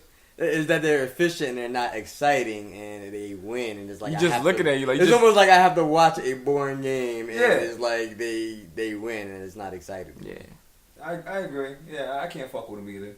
What about OKC? Do we think OKC is going to do anything? Are they going to get it together or is this just not going to work? I think they're 7-13. If I'm not mistaken, I know they won 7 games. 7-10. Okay, something like 7-10. that. I don't think I should talk about this topic. Go ahead. No, we need it. I got one glaring stat. It's actually against the Spurs. They had a 25-point lead after the first quarter against the Spurs. I watched that game. Russell Westbrook misses 17 of 20 shots for the rest of the game. Shit. Carmelo Anthony is shooting 9 for 16. To me, that is why I said in the beginning that they wouldn't work. Because Westbrook wouldn't understand that. I'm not on, Carmelo's on, or Paul George, whoever's on. I don't even care if it's fucking the big man, Steven Adams. When somebody else is on, you feed them the ball. Yeah. And that's, if anybody, LeBron James knows that, Kobe knows that, Paul Gasol is going off, Kobe Bryant was not going to be like, oh, I need to get my shots in. No, Paul's going off. Let me give the ball to Paul. You know what I'm saying? Yeah, and that's my biggest problem with Westbrook. Yeah, Westbrook, he's like, we up 25. Oh, it's dwindling. Oh, Carmelo's shooting. He's shooting a high percentage. He's shooting over 50%. Let me try to get over 50% then. Yeah. No, just, and to me, it's like you missed 17 or 20 shots. You didn't, not one time in your head, you think, I am not on today. I need somebody else to pick up my slack. I'm the point guard. Let me pass the ball. Yeah. No, I'm not passing the ball. Like, do my job. Sounds like a bad idea. Yeah. Like, what was he like? And I really want to know what he's thinking when he's bricking. He's just bricking. And that's like, maybe look, the more attention I get, I can get more passes out. So I'm just going to keep where taking Kobe these shots. shows you how Kobe, when he was playing, like you said, if Powell was on, Kobe was getting him the ball. Not just that, Kobe would be coaching him in game. Yeah. He'd be talking to him like, yo, he can't stop you. Yeah. Yo, we're coming right back to you. Right back. You know what I mean? And it's like, that's where we don't see Westbrook do that. Like, and again, I mean, listen, I'm not going to say this is why. Maybe it's an IQ thing. I don't know. But who knows? But who knows what the issue is? But Westbrook, he just, sometimes it's like he doesn't lift his teammates up. You know what I mean? Because look, this is bad. And this goes to the Kyrie LeBron thing where Kyrie left. Russell Westbrook and Kevin Durant, that should have worked. Yeah. They should have won a championship. They should have. You know what I mean? Something wasn't there. When Harden was there. Oh, yes. Something wasn't clicking right. They shouldn't have let Harden go. No. They should have went for another championship. They shouldn't have had him coming off the bench anyway. Nah, they should have had Westbrook coming off the bench. Yeah, but none of that matters. Listen, hear me out though, because he can't shoot. Yeah. He can't shoot. I'm sorry, he's not a good shooter. But the thing about it is the reason that they went to the championship that year was because James Harden took the ball out of Westbrook's hands. Because Westbrook is deadly with the ball in his hand. He's deadly both ways. He'll kill you and he'll kill you. Yep. He'll kill your team and he'll kill another team. Yep. So somebody like James Harden, who demanded the ball also, cut him from having the ball 60 to 70% of the time to 30% of the time. Mm-hmm. So he can't kill you. You know what I'm saying? And that's what Westbrook needs. He needs another person that's going to say, I'll bring the ball up. Calm down. Calm down. I'll bring the ball up. Also, when Harden was bringing the ball, or when they ran the offense with Harden, he gets fouled a lot. Yeah. And he plays that old man game. So he's not really making a lot of mistakes because he's slowing everything down. Yeah. And he's taking his guy, and if they force the double, he's giving it up. Yeah. Like, OKC was good that year. Yeah, I thought they were going to man. beat the fucking Heat that year. The Super Heat. They were just two savvy veterans, man. That's what happened. Exactly. Yeah. It wasn't just it wasn't just that the Heat had veterans, because the Heat had mad veterans. They had Ray Allen, they had Birdman. They had some fucking dudes that are teammates like Robert Horry will go down in history. Yeah. This elite teammate. He's not a superstar, but he's a teammate. You know, he's a teammate that's going to come out every night and just do what he's got to do for the team aspect. They had those guys where OKC didn't. And also, OKC, they were babies. They were babies. Yeah. They were in diapers. They were raw talent. They were all great. But they were in diapers, man. Yeah. They were like still wet behind ears. And it's not a diss. They weren't ready. You know what I mean? Ready. And it sucks because wasn't this Durant. Yeah. Nor was Harden who he is today. Or Westbrook. None of them were who they are today. You put those I three can't on say the team right Westbrook. I still don't think Westbrook matured to the point where I agree with him. He's not Westbrook mature, is a but freak athletically, yeah. but in a basketball sense, he hasn't taken his game to that next level. But how can we say that when he led the league in triple doubles? But for that same, like you just Stats said, you don't can tell kill, everything. You can I'm kill gonna tell you that right or there. you're gonna kill. Like you know what I mean? He does get triple doubles, but I mean, if you really watch the game closely, they let him get triple doubles too. People move out of the way. They move out the way for him to get rebounds. I have literally They don't seen. fight the rebound I've literally for seen him. Steven Adams and him, Let but at him. the same time, Steven Adams put his hands down. Well, yeah, because Westbrook, ever see him go for the rebound, he goes to the rebound like an animal. Yeah, so it's kind of like they just when they see him coming, they just like, all right, Westbrook got it. We just fuck gonna around let and him get go. injured, isn't it? Grabbing rebounds like Dennis Rodman and I said shit. this a lot, and I still believe it. And I think that the best thing for Russell Westbrook's game going forward is if he teams up with a point guard that's a pass-first point guard, and he plays off the ball. Now, him playing off the ball doesn't mean he can't have the ball. But what I'm Don't saying tell him is, that. Don't tell him he can't have the ball. I know. What I'm saying is play off the ball. So when the point guard, for example, give me a point guard. I'll just say. I think he would be perfect. Say like Chris a Paul. Jeff. Okay, Chris Paul, Jeff Teague, somebody, right? They come up with the ball. Westbrook's on the baseline. They set the screen for Westbrook, and he flashes to the corner or the wing to catch the ball and play off that spot. Not saying that he can't have the ball and try to make moves, because Westbrook off the dribble gets to the rim and he's dominant as hell. Mm-hmm. So if they're screening for him, he's popping, he's catching the ball, cutting. I mean, he could be explosive as hell. I think that him having the ball in his hand, too much dribbling, he turns the ball over way too much. does. I had Westbrook in fantasy last year. There was a game where, yes, he scored 40. Excuse me, he scored 40, had 11 rebounds, 13 assists, triple-double, but he also had 14 turnovers. You're not... 14 turnovers? Listen, the thing with Chris Paul that makes Chris Paul so good as a point guard in the NBA, you look at his assists to turnovers. Yeah, he only had 7 assists, but he only had 1 turnover. Or 0. You see what I mean? That's why Chris Paul is so efficient. He doesn't turn the ball over. Mm-hmm. And that's important when you're... Like, the thing is, in basketball setting, your centers are going to get turnovers when they over-dribble. They get the ball in the paint. They want to take 3 dribbles instead of the 2 they're supposed to take and make their move. Whatever the case may be. People are going to turn the ball over. The point guard, you're supposed to be the best ball handler. You're never supposed to turn the ball over. I know it's hard. It's impossible because it's going to happen. Like, you could bounce past the ball to somebody and they misplay it and it goes out, and then it's like it's a turnover on you even though it's a perfect pass. But what I'm saying is you're supposed to be as careful as possible, and that's not Westbrook. And that's what hurts his value to some point. You know what I mean? As far as winning, not statistically, because fantasy, he lights it up. Yeah. But you know what? Turnovers aren't counted against you in all fantasy leagues. Some leagues they do, some aren't. So my point is that turnovers hurt you. Lose games. He can have that triple double, but in real games they lose you games. Yeah, because fantasy is not going to matter. Oh, he had 14 turnovers. All right, cool, but he had 40 points. So now he, even if it's a minus 1 point for the turnover, all right, now he had 26 and it's triple double. You still going to kill in fantasy, but in real life, those 14 turnovers amounted to 30 extra points that they 30 had. Fast break Just points, 30 fast break points, and that's y'all why lost me, y'all lost the game by 1. Yeah, to me, that's the very big reason why they could never, in the regular season, they couldn't beat LeBron James. Because you can't turn the ball over against LeBron James. Yeah. You cannot give him, and especially when they were playing with Miami, you cannot just give the ball and let him and Wade throw oops at each other. You cannot. You can't. They get the turnover and Wade already down the court. I swear, I wish I wish that I could pull up highlights how many times. Soon as LeBron gets the steal, Wade already at the rim, waiting for the ball. That shit turned to you know what I'm saying? All they was just waiting. Also, don't forget they had Chris Bosh, who was rebounding and pushing the ball right away. Yeah. One quick pass out, leak out pass, and they're gone running. Yeah, you got two dudes running full speed.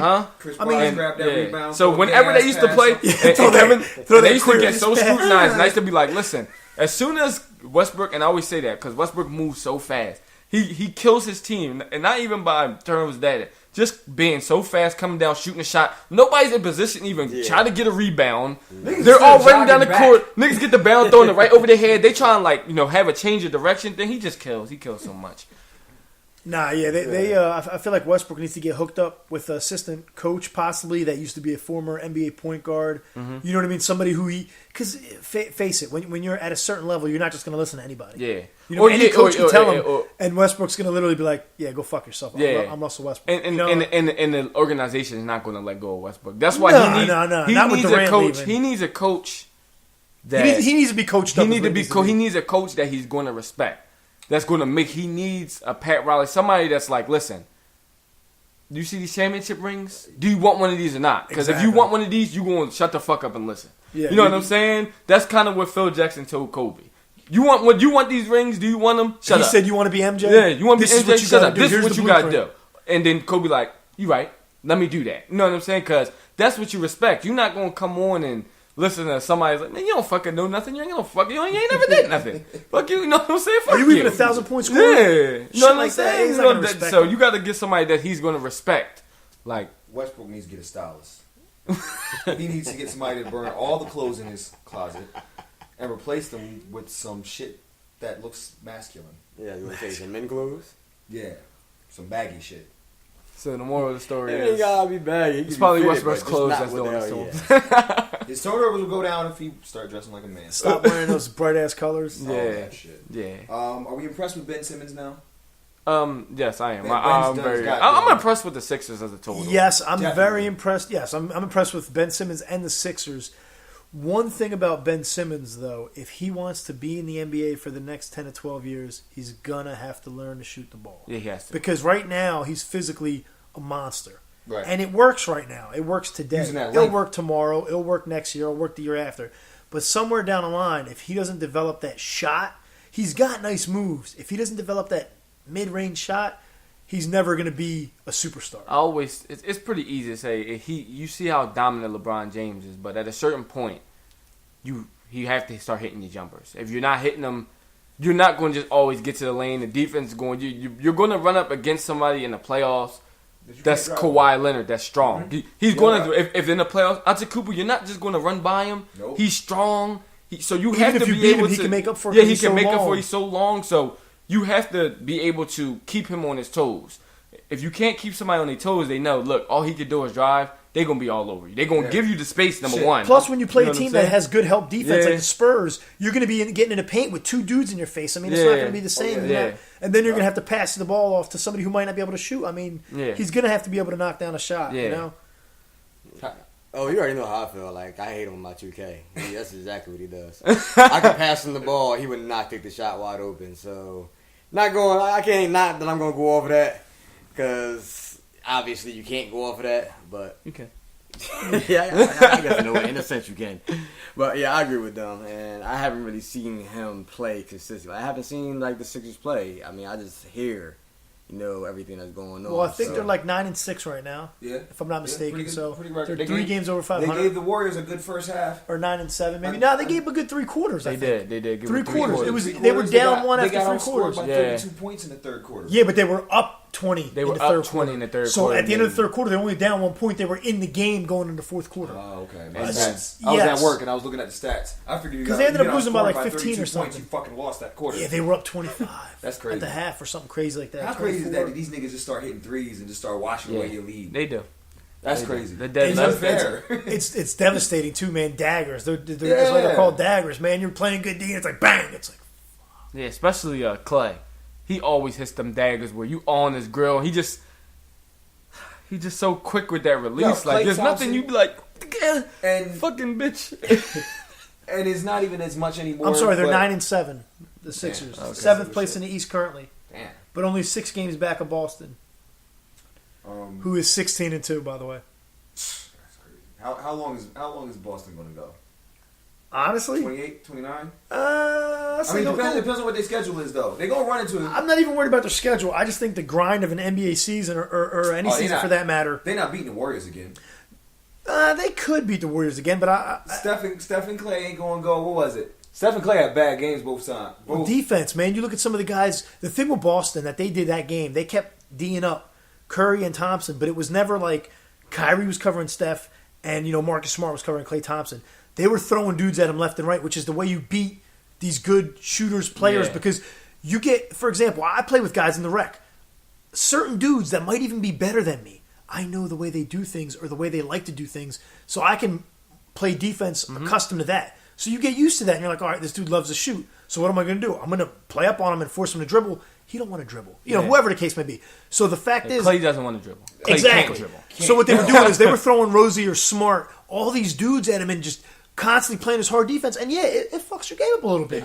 When you got different people coming in. And not only that, when somebody's sticking you the whole game, you kind of get a feel for their defense. So for somebody like Clay, the for speed Steph of the Curry, game with them, you have to throw different people at Steph Curry because once somebody like Kyrie-Irving, Steph Curry, these elite point guard, once they get a feel for your defense, and you're not what's the name from the Clippers, the point guard from the Clippers, somebody that's intense, Patrick Beverly. Yeah. You're just a good defender. They start getting a feel for you, and then it's just like, all right, I know when he's going to. They start reading your little back off, like, you back off a little bit, and then Steph will chop that shot, hit it. Then he's getting on. I mean, look at the play. Look at the play where the Cavs won the championship against Golden State.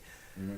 Hypothetically speaking, yes, the Cavs won, but consider this: it was the end of the game, close game. Steph Curry had the ball at the top of the key, and Kevin Love was guarding him.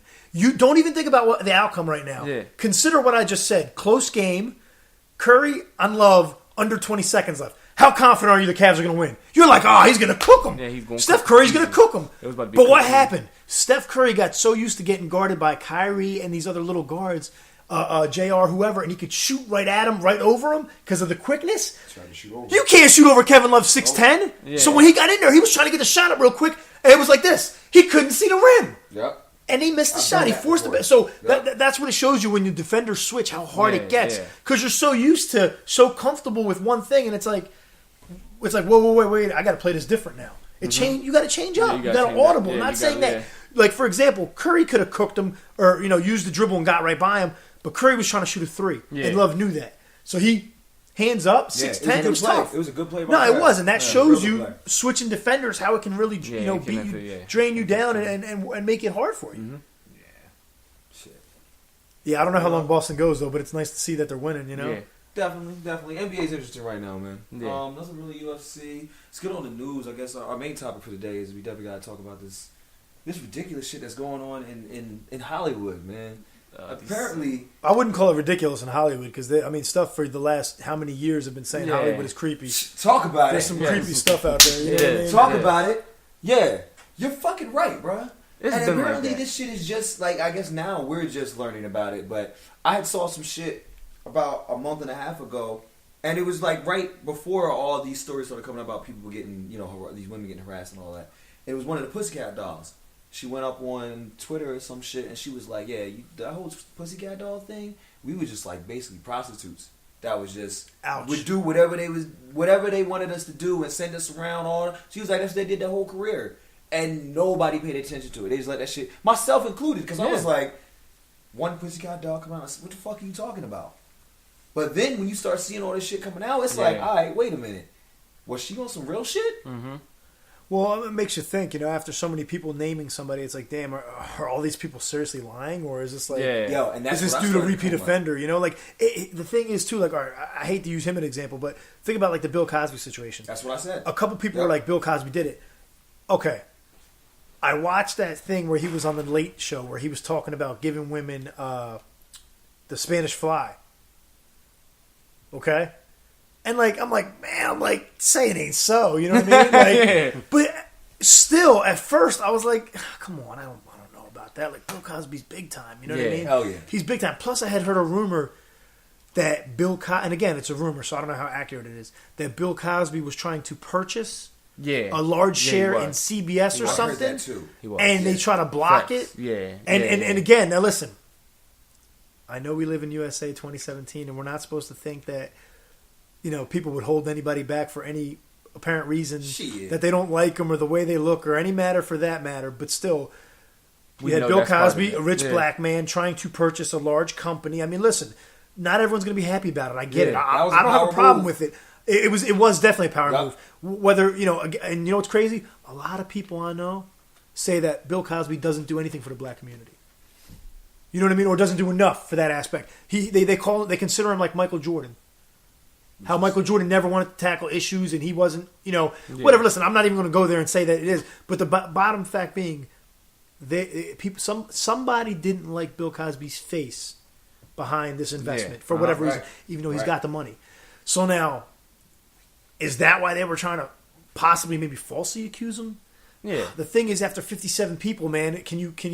It's not? hard to doubt or not. But, it's hard, man. It's hard to even thing, think. And I was talking to my brother about it, and to me, I'm always skeptical about this, like especially when it comes to people like Bill Cosby or people that get accused of rape. That's like superstars, like that's the stars. And I'd be like, all right, I see it and I don't. And there's this guy on Facebook. He was talking about consensual rape, where you kind of like. They consent to it, but they really don't want to do it. You know what I'm saying?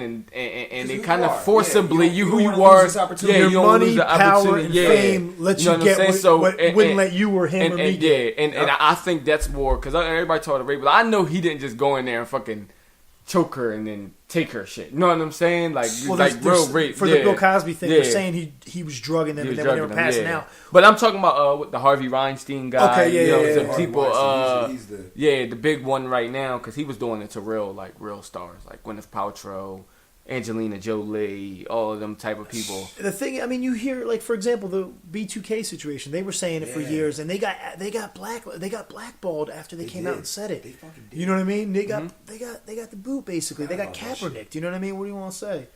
But yeah, and the crazy part is the one dude was like saying how accurate he's like I can describe this man naked right now if you don't believe me. Yeah, wow. And the thing is, now you're in the shower at LA Fitness and somebody walks by you naked. You don't really pay attention.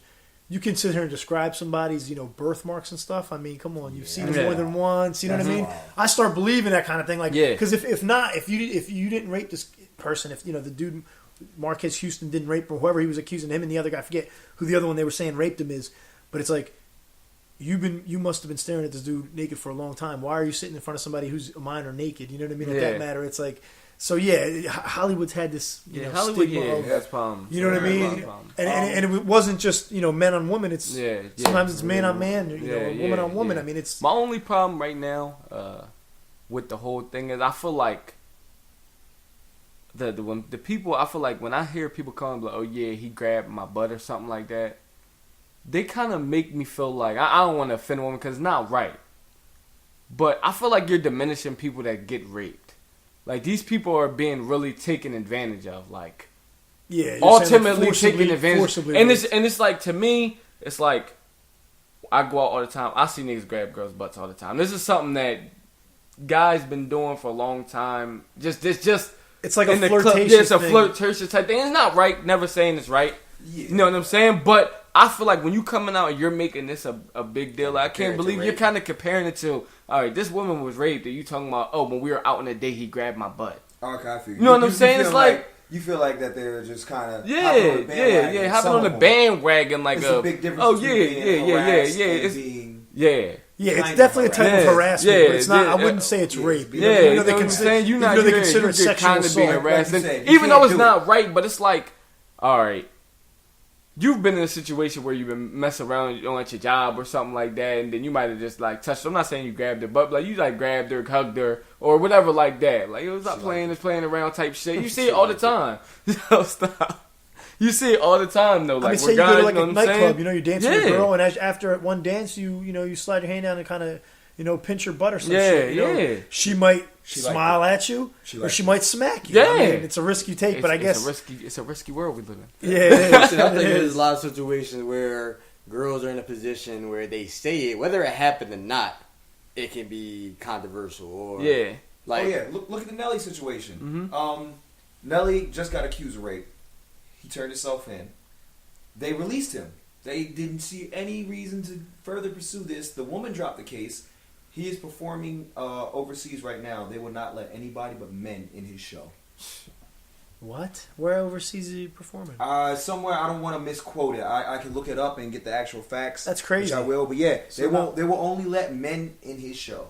That's fucked up. That's crazy. That's cutting my tickets. That's fucking up my money. Yeah. For something I didn't do. For something you didn't do. And it's so easy for a girl to say that. Yeah, I think that's the problem. That's the problem with me. It's like even the whole Jameis Winston. The girl accused him of groping her in the Uber.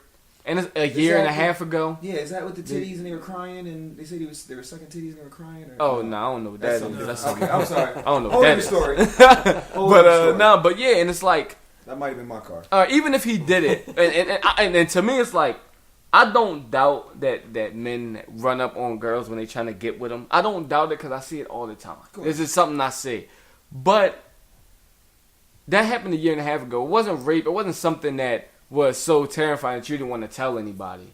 So now you're coming out a year and a half later saying, "Oh yeah, he groped me." You never went to the cops, done this kind of stuff. You just want me? You come out of nowhere and say you did that out of nowhere. Oh yeah. And to me, it's like, nah, I can't buy it because I just can't. I can't. Maybe she was having a hard time sleeping. Yeah. Over the years. The bandwagon was coming by, and she was just like, "Fuck it." Yeah, that's how I feel. I feel like some people at the bandwagon just coming by, and he maybe made a pass at her, and I don't doubt that he probably made a pass at her. He's Jameis Winston, like, man, trying to get up in this. She's looking a little good. You know what I mean? What about hardly enough to be like he really did something crazy to me. It just makes me mad. Well, we talked last week about Louis C.K. and how Louis C.K. had these accusations, and within days he came out and admitted that he had done these things, that he had taken women back to his, I don't know if it was to his apartment or wherever he took them, and he locked them in the room and would masturbate in front of them. Please, every time he says it, it makes me cry. Watch me beat my meat. You have no choice in this matter. Sit tight. Sit tight and watch this. You're not gonna like put this. on a show. Yeah, this is it will not be slow. Or will not. This will be slow. Yeah. Yo, and I fuck with Louis C.K. That's my guy. He's a funny dude. He's a funny ass dude. I mean, yeah, he but does funny shit. I mean, you know what is creepy is like I can see how some stars or some celebrities get to the point where they just feel like they can do whatever they want because of their level of status. But you can't. I mean, I you can't say that you can't. I'm sure other celebrities, it's like when you think of like R. Kelly, as far as feeling like he could just pee on girls, and they would be willing to do this shit because he's R. Kelly. So it's like some celebrities going to get to that status where they feel like they can just do whatever they want because of who they are. So when is the status you can start pulling your dick out in front of random women? I mean, I'm never going to get to that status, so I can't answer that. I just don't know when that level is, because you understand these are people coming up in comedy. I feel like I don't think Louis C.K. has that, but I feel like if Trey Songz pulls his meat out, bitches not going to complain. Louis C.K. is not Trey Songz. I know. He's not on that level. But I don't know why he's doing it. But you ask me what level. Somebody like Trey Songz, I think he could just pull his Jones out. Trey Songz. Yes, with ease. If Jones in the room pulls multiple Jones. Yeah. Matter of fact, Trey Songz is gonna be like 50 Jones when he pulls me out, and every one of them gonna be fighting to suck his dick at that moment. I'm guaranteeing it. I mean, maybe Louis C.K. got a little confused, like something like maybe somebody gave him that impression. One of Trey Songz It's probably Trey Songz. Trey Songz, he probably was busted on Trey Songz. He's like, yeah, sometimes I just pull my dick out in front of bitches. He was like, I'm famous, I could do that. The sad part is, there's a high possibility that shit probably happened. He probably talked to the wrong celebrity. He probably did. He probably talked to the wrong celebrity. He was like, yeah, I just be pulling my dick out and bitches be sucking it. Like, he for real. He's probably like on that level of status. He was like, yeah. I mean, well, I make money like he makes money, so why not? Yeah, I just walk up and grab him by the pussy. Huh? I'm sure that was another one of his quotes. Yeah. Brought to you by Make America Great Again. What the fuck? Yo. Look, man, I'm not gonna lie. Let's say if I did hit the lottery, let's say I was worth millions of dollars, I would probably try dumb shit like that just because I know I'm gonna find somebody that's gonna be willing to do it. Like at that point, it would be more so like I want to do it just because I don't know about the beating my meat part. Yeah, that's the part. Maybe not that part. It's not really the whipping his dick out. It's the more that he just wanted to masturbate in front of him. Something's wrong with him. Like why? What? Like he didn't whip his meat out. Like can you stroke my meat for me? Like do you have 20/20 vision? You're about to see something. Like what the fuck?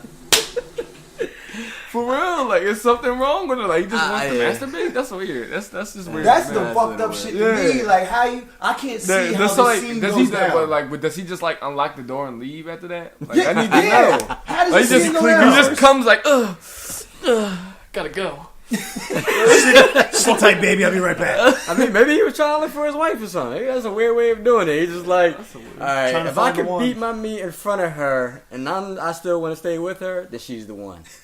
Like, if I look at her after this and be like, you know what, I don't even want to do this no more and leave, then she wasn't the right one for him. I'm making up excuses. I have no idea. It's hard to find a one out here, but damn. I don't know how you start that shit off. Like, was it like the American Psycho shit where he was just steady talking and then just turns around with his dick out and then just starts? I don't get it. Just like, hey, you want some water or anything? And you want some water or some? Yo, it's bugged out to me, man. But I ain't gonna lie, I've been skipping Louis' comedy the last week or so. Well, you see how when like the Spacey stuff dropped, they dropped the show House of Cards. Oh, they dropped all right his away. shit too. They dropped all his stand-ups is off Netflix. She had a movie coming out. They said they canned that shit, which is crazy. You don't can a whole movie? That's a waste of money, basically. Yeah, I they're willing to wouldn't throw do money that. away. I thought that was a little excessive. About I mean, it. nobody wants to be connected to this, you know. Like they just unfortunately. unfortunately, like, it's so rampant though. Everyone's acting surprised. It's like I'm not surprised. Not surprised at all. Yeah. I mean, when you're at that status, you're gonna have that sense of I can do what I want to do, and so I'm not saying it's Power right. is corruption. Yeah, I mean, but how long ago did did this happen? Because it's like now we talk about it now. He actually admitted to it, and it's like he feels bad. It's almost like you see him mature, like looking back, like, oh, I can't believe I did that. I don't think he felt bad. I mean, you have to. You have to like be able to. You have to apologize. Yeah, well, I was gonna say, like you said, everybody might have talked about it, but he could have just kept denying it and going about his business like he's been doing this whole time. Or like other people do, they deny shit. But If they he's did not. do it. I mean, I think we know from his comedy, he's just not that. He's a truthful person. Yeah. He never denied it. Even when they asked him about it, he just said, how long ago did they? I believe it's about 8 or 10 years. It's something that was back when he was coming up because Louis. No, how long ago did they ask him about it? I'm not sure because you know what? In all honesty, I remember he had the show. He had a show on FX or something for a while, and I remember the skit where they were talking about him masturbating in front of women, and I thought it was, I took it as a joke, but he's really been telling this whole time. He said things like that, so that's why when it kind of happened, when I saw the report myself, I was like, would Louis do this? Louis probably would do this. Yeah. It wasn't it wasn't that big of it. When he came out and admitted it, that was a surprise. Because like you said, why not just deny it to the death? But I guess he's just a truthful person. Some I don't know if it's because he has his fetishes. I just think I'm sure people have fetishes, but this world is built on addiction, my nigga. Yes, that's what I was saying. Addiction. It's not just drug addiction. There's porn addiction. There's just a lot of addiction. And to what you were saying, just like you said, you get to to what both of y'all were saying, you get to that point where it's like, all right, I'm fucking anybody I want. I can. Yeah, I can fuck anybody I want. All right, well now I want 2 bitches. Now I want 3. Now I want 4. When I'm past that, then it's like, damn. Now I want another dude to join us, and I want 4 women. Like then you start having crazy. Yeah, right. You start trying to fulfill that high. You know what I mean? Especially with sex. I mean, I know it's a high. Yeah. So when you want to get to another level of that high, you start doing dangerous shit or stupid shit. Yeah, and he went to stupid shit. So like I said, I don't know if I don't really think it was more of a guilt thing. I mean, I do think it was more of a guilt thing. To me, it goes both ways. Because even when I think about it, like I think that the women that are coming out, specifically on Louis C.K., I think they were creeped out about it, and that's why they're talking out about it. I think they went back to his room expecting him to do one thing, and he just whipped his meat out and started beating it. So you think they was actually going? Yes. I don't think that nobody just going back to his apartment. Women. Yes. You've seen Louis C.K., right? He's Louis C.K. though. Yeah, but I see fucking the little fucking retarded boys getting drugs bitches. are bad. Yeah. Okay. You know what I'm saying? Louis C.K. is a regular person. And but Louis C.K. was probably like, "Hey, baby, I got some coke. You want to come back to the room?" Yeah, it was probably some. Right. It was probably and it was probably some. I'm not going to say that every time, but I'm going to say 8 out of 10 times that he was bringing girls back there. They were probably expecting him to make a move and fuck them, and he locked the door and beat his meat. And that is some creepy shit. That's creepy. Because if you were like, if a girl wanted to take you back home and then she did some creepy shit, you like, what the fuck? I gotta get the fuck out of here.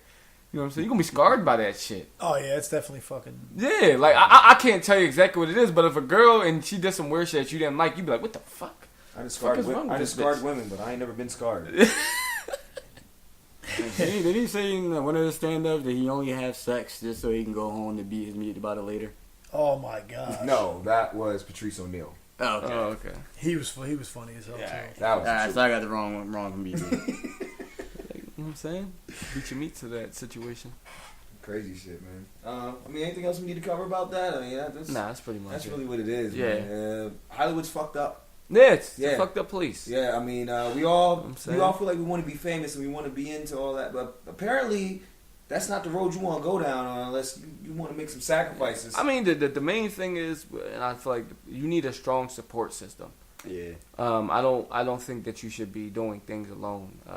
And I think that's where or even at kids like at a young age. But if you're want your kids to be in it, you have to be in it. Yeah, you have to be 100% quit your job. This is what you're doing. Basically, be there every step of the way. Every step of the way. When and make every decision financially, mentally, physically. You got to make every decision for the child because if not, these producers and agents out here will fucking run them through the mud.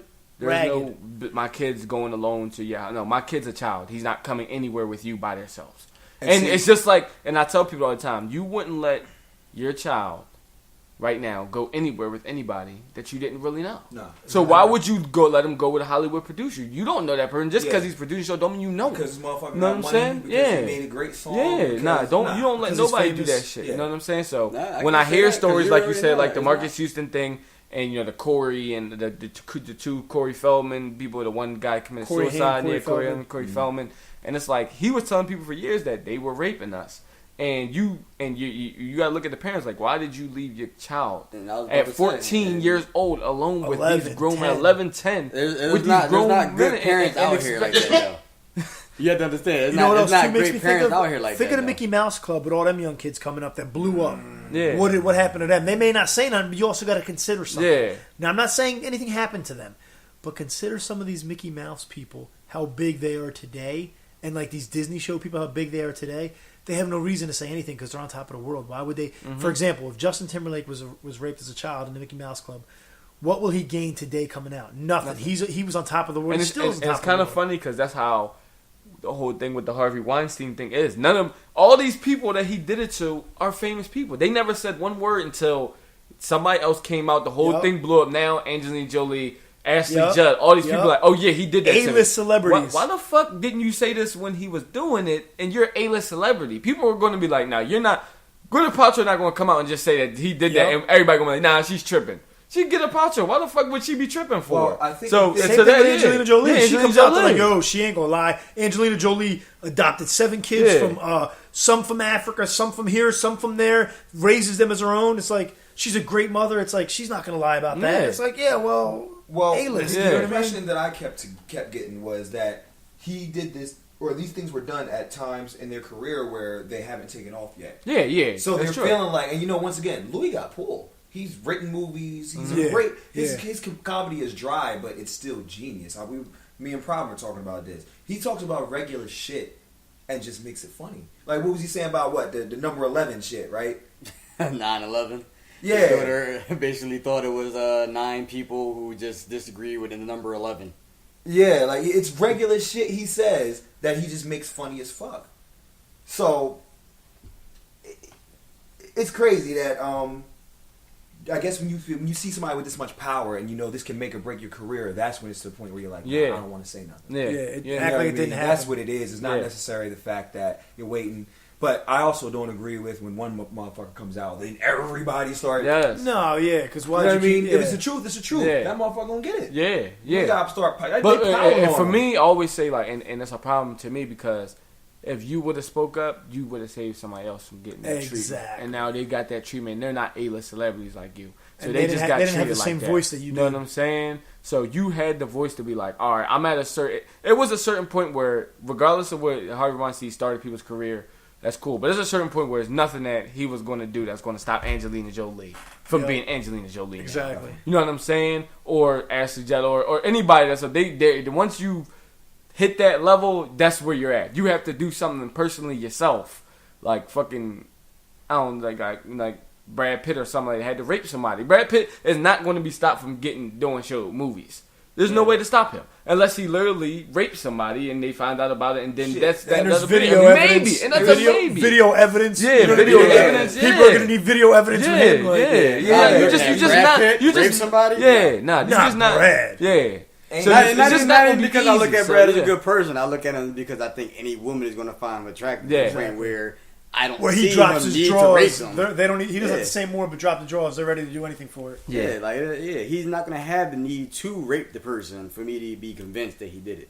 Shit, so. Angelina said that he was beating or abusing the kids, and we didn't rock with that shit. You know what I mean? We didn't rock with that right there. So, how about the fucking story that I ever told you? You ever watch the Tyson shit? The Tyson one-man show? Oh, I watched a little bit of it. Yeah, that was hilarious. Yeah, it was actually a very good show by Tyson. I didn't know he could be that interesting, but he was talking about how he came home to his mansion and Brad Pitt was in the crib. Brad Pitt pulls boning up his girl with his girl in the car, and he said as soon as he hopped out, all he started saying, "I'm sorry, we just friends." Just breaking. I'm like, yo, what the fuck? He was terrified. Brad Pitt's mind. What goes through your mind at that time when motherfucking Mike Tyson is staring? Mike Tyson said that he's never seen somebody talk about it. as First scared thing as on he my saw mind is Brad how Pitt. fast does this car go? Yeah, right. Oh, shit. I'm in the car and I wish I'd have pulled up, and I'm like, I wouldn't even dropped her off. Your boyfriend is Mike Tyson? Skirt! She hadn't even had enough time to get out of the car. Like I stood, but acting like we accidentally made a wrong turn into a driveway. I'll be right back out. You dragging the bitch along and shit. Keep it being. I might have pushed her out the car. I'm like, get the fuck out, bitch. Mike, I'm sorry, bro. That's not even the scariest part of the story. The scariest part, Mike said he didn't know if he wanted to fight him or fuck him.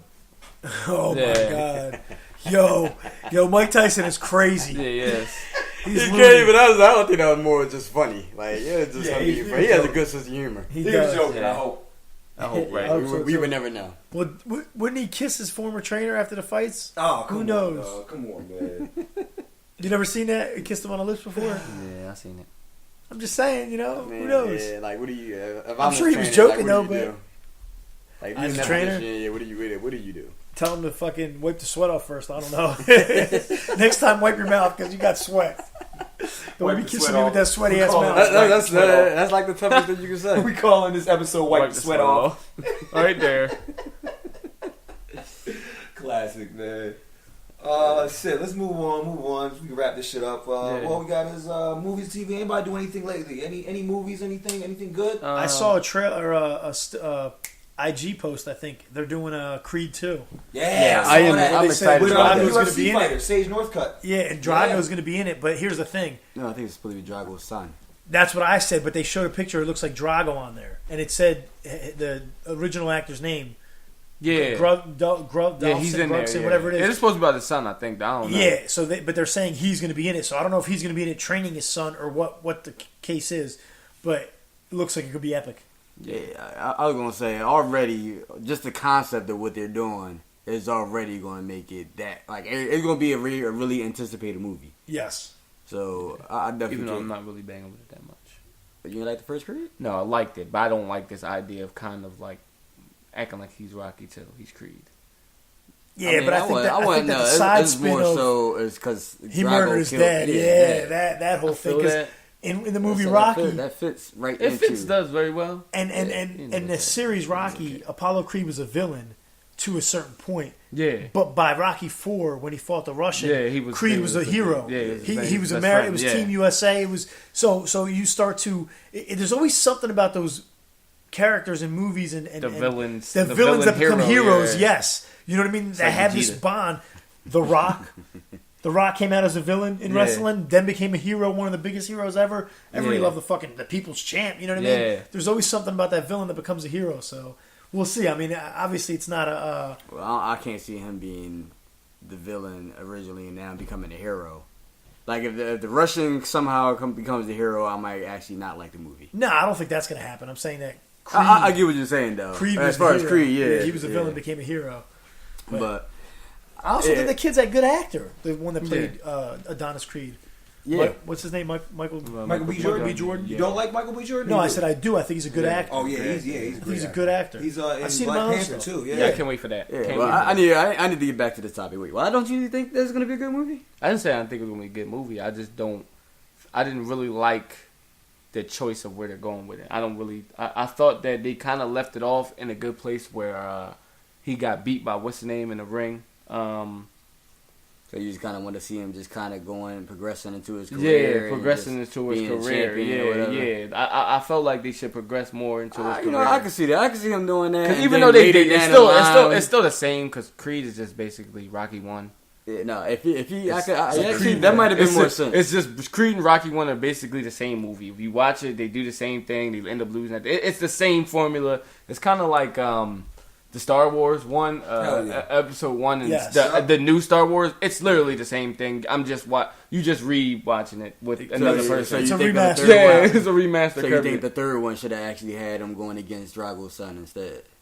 Yeah, I think it should have been built up more. Like unless they're gonna go along. I don't know what they're gonna do with Drago's son. Maybe Drago's in America now, and his son is coming up in boxing, and they end up fighting.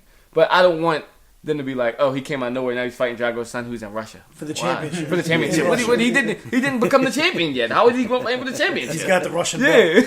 Like, who is this guy? You know what I'm saying? I agree with that to an extent. I do agree with that. I think it's still going to be good, but I just don't want them to come out of nowhere now. They're fighting for this championship when neither of them were at the top. Have the championship belt. I need to see him go get the championship, find out that Drago's son has another belt, and then he's going to take that for his dad. You know what I'm saying? Unify the belts.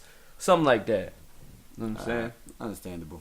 Yeah, I mean, we don't know what they're going to do with the movie yet, but I saw that IG post, and I was like, man, that looks awesome. Yeah, it was cool just the way they had it set up, you know? I was like, awesome. But that's the power of social media. You see that, and it's just like, we got to see this movie. Whether the movie's good or not, you never know. You never know. You see a still photo, and it sells you. You know what I mean? You're sold. You're like, yo, I'm watching this movie. We got any expectations for Justice League? I know it did well over the weekend. I didn't do that well, though. No? I haven't seen it. No, I heard it. I heard it did. I'm gonna watch. I just haven't seen it yet. I heard it underperformed. I didn't. I kind of like glanced at it. I didn't. Yeah, I didn't check the numbers either. I was expecting to see it this week. Did anybody see it? Nah, not unfortunately. That's why I was Is Superman in it or no? I would believe he has to be. Like a cameo I hope or something, he's not. Something small. Well, because the concept that they're since we're not saying, I wanted to. I hope because this one's who is the villain in this one? Steppenwolf. Okay, and then it's supposed to be set up for Darkseid, and I think you need Superman for it. But I think that it'll be better if Superman comes back because Darkseid's there, not Superman's here, and then Darkseid comes. I think that sells better, and it's better for comic book people that really know the comics. If you understand that why Superman's there and needs to beat him, and then he comes back, and then that's how the Justice League ends up beating him. If he's already there, you just saying Justice League's at full strength. But I want to see the struggle. I want to see Justice League trying to beat him without a leader. Without the leader, and then the leader comes and unifies them and puts them into the right path. I think Superman's involvement in the film is minimal. I believe he's going to come at the very end. Bust out of the casket or some shit and help them, like you said, overcome Steppenwolf. I think the only person that can really fight Steppenwolf is Wonder Woman. Yeah. Maybe Aquaman. The Bat is human. He can't handle that shit. He's the Bat, though. So. He's the Bat, yeah, but he needs backup. You need some superhumans to rock with you. Gadgets and gadgets. Yeah. He got the gadgets, man. He figures the way out. That's how I assumed it was. He's the brains. Yeah. He's the brains behind this. Ben Affleck's the brains. No. Jake Gyllenhaal's taking over. I seen yesterday. I don't know how true that is. Too. They said don't know how true that is. Good. I'm glad you brought that up. They did say that Ben is kind of thinking about leaving the Batman role, and if they do, they're getting Jake Gyllenhaal to step in. Well, because Ben Affleck doesn't want to be tied down to one role. It's like, and again, it's. I mean, it's the same reason why what's name left. It's fucking ridiculous. Yeah, it's the Hollywood. Make your money. Yeah, it's the Hollywood elite ego thing where it's like, I don't want to be tied down to just one role. It's like, but you're Brad Pitt. You're whoever you are. You're not. Yeah. You're not. You're a fucking great actor. You've done so much, and we're just starting to respect Ben. He's just started doing good shit. Started acting better. And I think that's why Ben is not doing it and doesn't think about not doing it, because finally I think he's at this point in his career where he had the Gone Girl. And he had a couple movies with it, That and it's movie like was insane. It's like, oh my gosh, the Brad Pitt that we knew as he's a joke actor. People love him, and he does like little lovable romantic comedies and all that. See, I but grew now up he's on becoming Fight Club. something there. I grew up on Fight Club, so I liked him at one point. You know what I mean? Fight Club's that shit. To me, Brad Pitt was like a Brad Pitt, Ben Affleck. Yeah. I mean, I'm sorry, Brad Pitt. Yeah. Oh wait, shit, we're talking about Ben Affleck. I said Brad Pitt. I'm Yeah. sorry, I'm getting confused. Back on Ben. Nah, yeah, Ben. His best work was probably Gone Girl. I'd say. Yeah. He had to join with Justin Timberlake too when he played the casino boy. Yeah. That shit was fire. Yeah. He killed that role. Runner, he killed that. Yeah. He made but I'm you hate saying, him. and he finally grows. So I can see why he doesn't want to do it. I would never understand why Christian Bale left. He hurts my heart every time he does it. Christian Bale was good. He was so good. He was the closest thing to Bruce Wayne because he's fucked up in the head. Yeah. But he fit the role well. He fit it Some well. people just fit roles good, and he did. You know? Him and Michael Keaton, they just fit it like. Yeah. They just had that disturbed look about him where they were just like it's something you can see that he could be Batman. Like Bruce Wayne's story fits why his face looks how wild it does. You know what I'm saying? He's seen his parents murder the fucking bats is fucking attacking him in the cave and shit. Christian Bale didn't do that Ja Rule voice the whole time. Like, I know. That would have been just been truth, man. I mean, it was the truth regardless, but yeah, it's the truth. I had to take the voice. The voice was good. It was good. I liked it. Everybody loved it. I mean, I think you had to disguise it. So that's how I had to look at it. I guess you got to disguise your voice. You can't be Bruce Wayne talking like Bruce Wayne in a bat suit. Exactly. So I'm billionaire Bruce Wayne. We're gonna see it. Hopefully we get in there. What is it? The Thor was out. I heard Thor was pretty good. Yeah, you gotta see Thor just because I want to see the Hulk and Thor to fight. Yeah, maybe we should start. You know what we gotta do? We gotta start watching these movies. Definitely. You know what I'm saying? Definitely. We have this movie section and we're not like talking about the movies. We're just saying we haven't seen any of them. TV, anything TV? You watch Mr. Robot? Nah, I don't watch Mr. Robot. What channel is that on? It's USA. Probably the best. You would like that shit. You would love that shit. Best show on TV right now. It's different than anything. I can't tell you too much about it because I'll tell you what the show is. Gotcha. But Mr. Robot was that shit. Y'all watch The Flash? No. I'm behind on Flash and Gotham. Problem because left. Of he doesn't even care about the show anymore. Gotham's one of my favorite shows. I like Gotham. Oh, so are you caught up on Gotham right now? One episode behind. The one on Monday I haven't seen. Damn it! It's good, man. How far are you? The thing with Gotham, behind. The thing with Gotham that I feel like they do so well compared to what normal comic book or these shows do. They play the characters so well. Yeah. Gotham's characters are awesome. Like, and I'm not even talking about the actors. Like, fuck the actors, famous actors. I'm talking about these people in the character role. They fit it, man. Like the Penguin in the Gotham he's great. The truth. Like, you know what I mean? He's stupid and you hate him, but he plays. Yeah, that's what I'm saying. Like, he's stupid and you hate him, but he plays the role so well. Yeah. He's definitely way better than James Vito. And this is a reinterpretation of Penguin. This isn't. The stubby thing. Yeah. Well, yeah, I like. He's a younger, better looking. Yeah, I like what they did with the Penguin now. That one's not all the way on.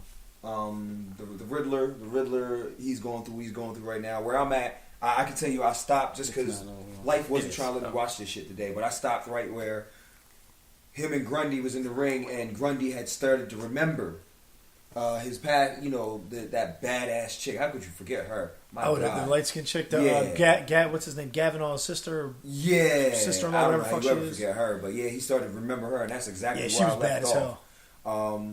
We got Lady Falcone trying to sneak in on Penguin, which we know eventually she's gonna work her way in there. Yeah, I don't know. You haven't seen the last episode, have you? She's already she was already working her way in. Oh man, so neither one of y'all seen the last episode. I didn't see the last episode. No, I saw up until. Then y'all gonna. I'm probably gonna watch it today. Completely have a different perspective at that. All right, so maybe we should. Well, no, what I saw, she was basically trying to move in on Penguin, but she's got ulterior motive. I feel like, you know what I mean. That's what it shows from the beginning. So we'll see. Who knows? I like the show. Apparently, I read in a thing. I guess it's this next episode. Gordon's going to take role as captain. That's what I was just going to say. I was going to say, are we getting Gordon as commissioner? Because I saw him talking not to commissioner, the captain. I'm sorry. Captain, yeah, not commissioner. We saw him talking to the captain. I mean, who else for the role? It's got to be Gordon. He's the only clean cop in the fucking city. I mean, well, that's why he got the position. But you're still stepping on your partner's toes, like who's actually current captain. He got So, his throat slit, didn't he? Is he alright? He got his throat slit. He lived though. No, Yeah. But I mean, he did get his throat you a slit. little out of action, ain't you? No, that's not Nah, why. it's Hollywood. It's Hollywood. They're back next week. They're back. Hey man, They come out of a how y'all coma. doing? Yo, they could come out of a 3 month. Yo, he could come out of a 3 month coma. Yo, 3 month coma. He's back the next episode. 3 month coma. Oh, he's fine now. Yeah. But nah, that's not. It wasn't the issue as far as him being injured. It was more so his performance of what happened in the episode. Okay. And why he lost his status as captain. Okay. And it has something to do with Falcone. Not. Yeah, I gotta get in this. Yeah, because the whole Gotham, Harvey, his partner, is a good partner to him, but he's always on a little. He's living somewhere in the underground. We don't. Gotham doesn't show you to the extent, but he's connected somewhere. We don't know where. It's not even that he's connected. I feel like he's more of. He's caught into the system that some cops get caught into, as far as Gotham, the system corruption. of Gotham. The city of Gotham. Not even really just corruption. They have the same bills and stuff that everybody has to deal with, and they're like underpaid cops. Like they're putting their life on the line every day and like unappreciated. Right. So it's like when they get a little extra something just to help out with their regular life outside of being a cop. It's like you get caught up in it. It's almost like you have sympathy for them. It's like bribes. Yeah, it's kind of like the in Spider-Man: Homecoming, Vulture. Vulture had a very good reason for doing what he did. Yo, y'all took my whole shit. Did y'all see Homecoming? Well, I know you seen Homecoming. You didn't see Spider-Man: Homecoming? No. Very good movie. Definitely should. They did a good job. Did you see Homecoming, Spider-Man? Yeah. Yeah. Same thing with the Vulture. They took his whole operation. Like, he was like, yo, this is how I fucking make money. Yeah. How you gonna take my whole shit? And yo, I got a truck left over. You got damn right I'm gonna keep that shit. Mm-hmm. And I'm gonna start. I gotta feed my family, so yeah, I'm gonna start robbing. And I mean, that was very likable about the whole Spider-Man thing, was that he really wasn't a villain. He was just trying to feed his family. Yeah, I mean, it was like some Robin Hood type shit. It was. Yeah, it's not. He's not a skill, villain because he level. doesn't. He never wanted to be that. Exactly. He just wanted to be a good, hard-working man, and you came and took his hard work from him, saying, no, you can't do it. After getting the contracts and all of that, you putting all his men out of work. How am I going to feed? It's not even about, for people like him, you own a business, you're people under your family. So now I got to not feed their family. These are my family. I can't help them feed their family.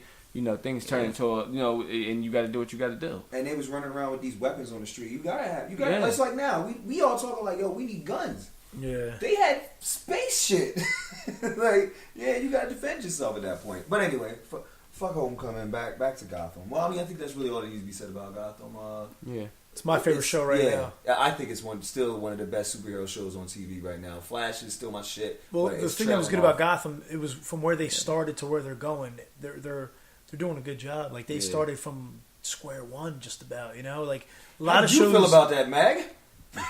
We already discussed this plenty of times. Matt still already dislikes it. I don't really like Gotham. It's not that it's not a good show. It's not that it's not well written. But you're kind of, to me, like I always say, you're making Batman's villains. You're making Jim Gordon Batman. When you watch the show, he's defeating all these people come in because Batman is Batman. He comes, he stops the mob. He does all of that.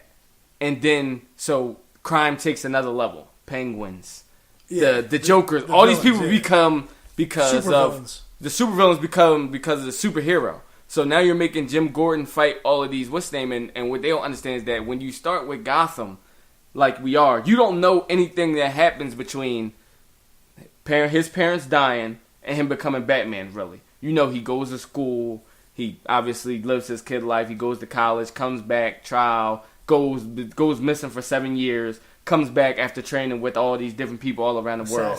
So in between that time, you don't really know what happens. But it's a fact that we know who comes when Batman's here.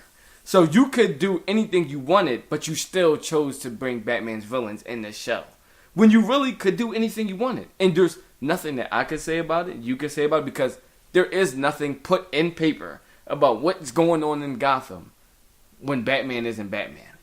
But for surely the Joker, Penguin, all these people that he's fighting now, Like I said, one of my favorite characters is Fish Mooney. What's Fish Mooney? Yeah, I don't know. That character was fucking great. Me and my wife keep saying, when are they going to bring her back? She was great. I felt like she should have been after season 1 with the whole stopping the Falcones and what's the name. She should have been season 2's main focus the whole time. You know, you didn't have to go into doing all this other stuff. Just that alone would have been great because she was a great character, and now that she would have been the one taking over, kind of like Penguin took over.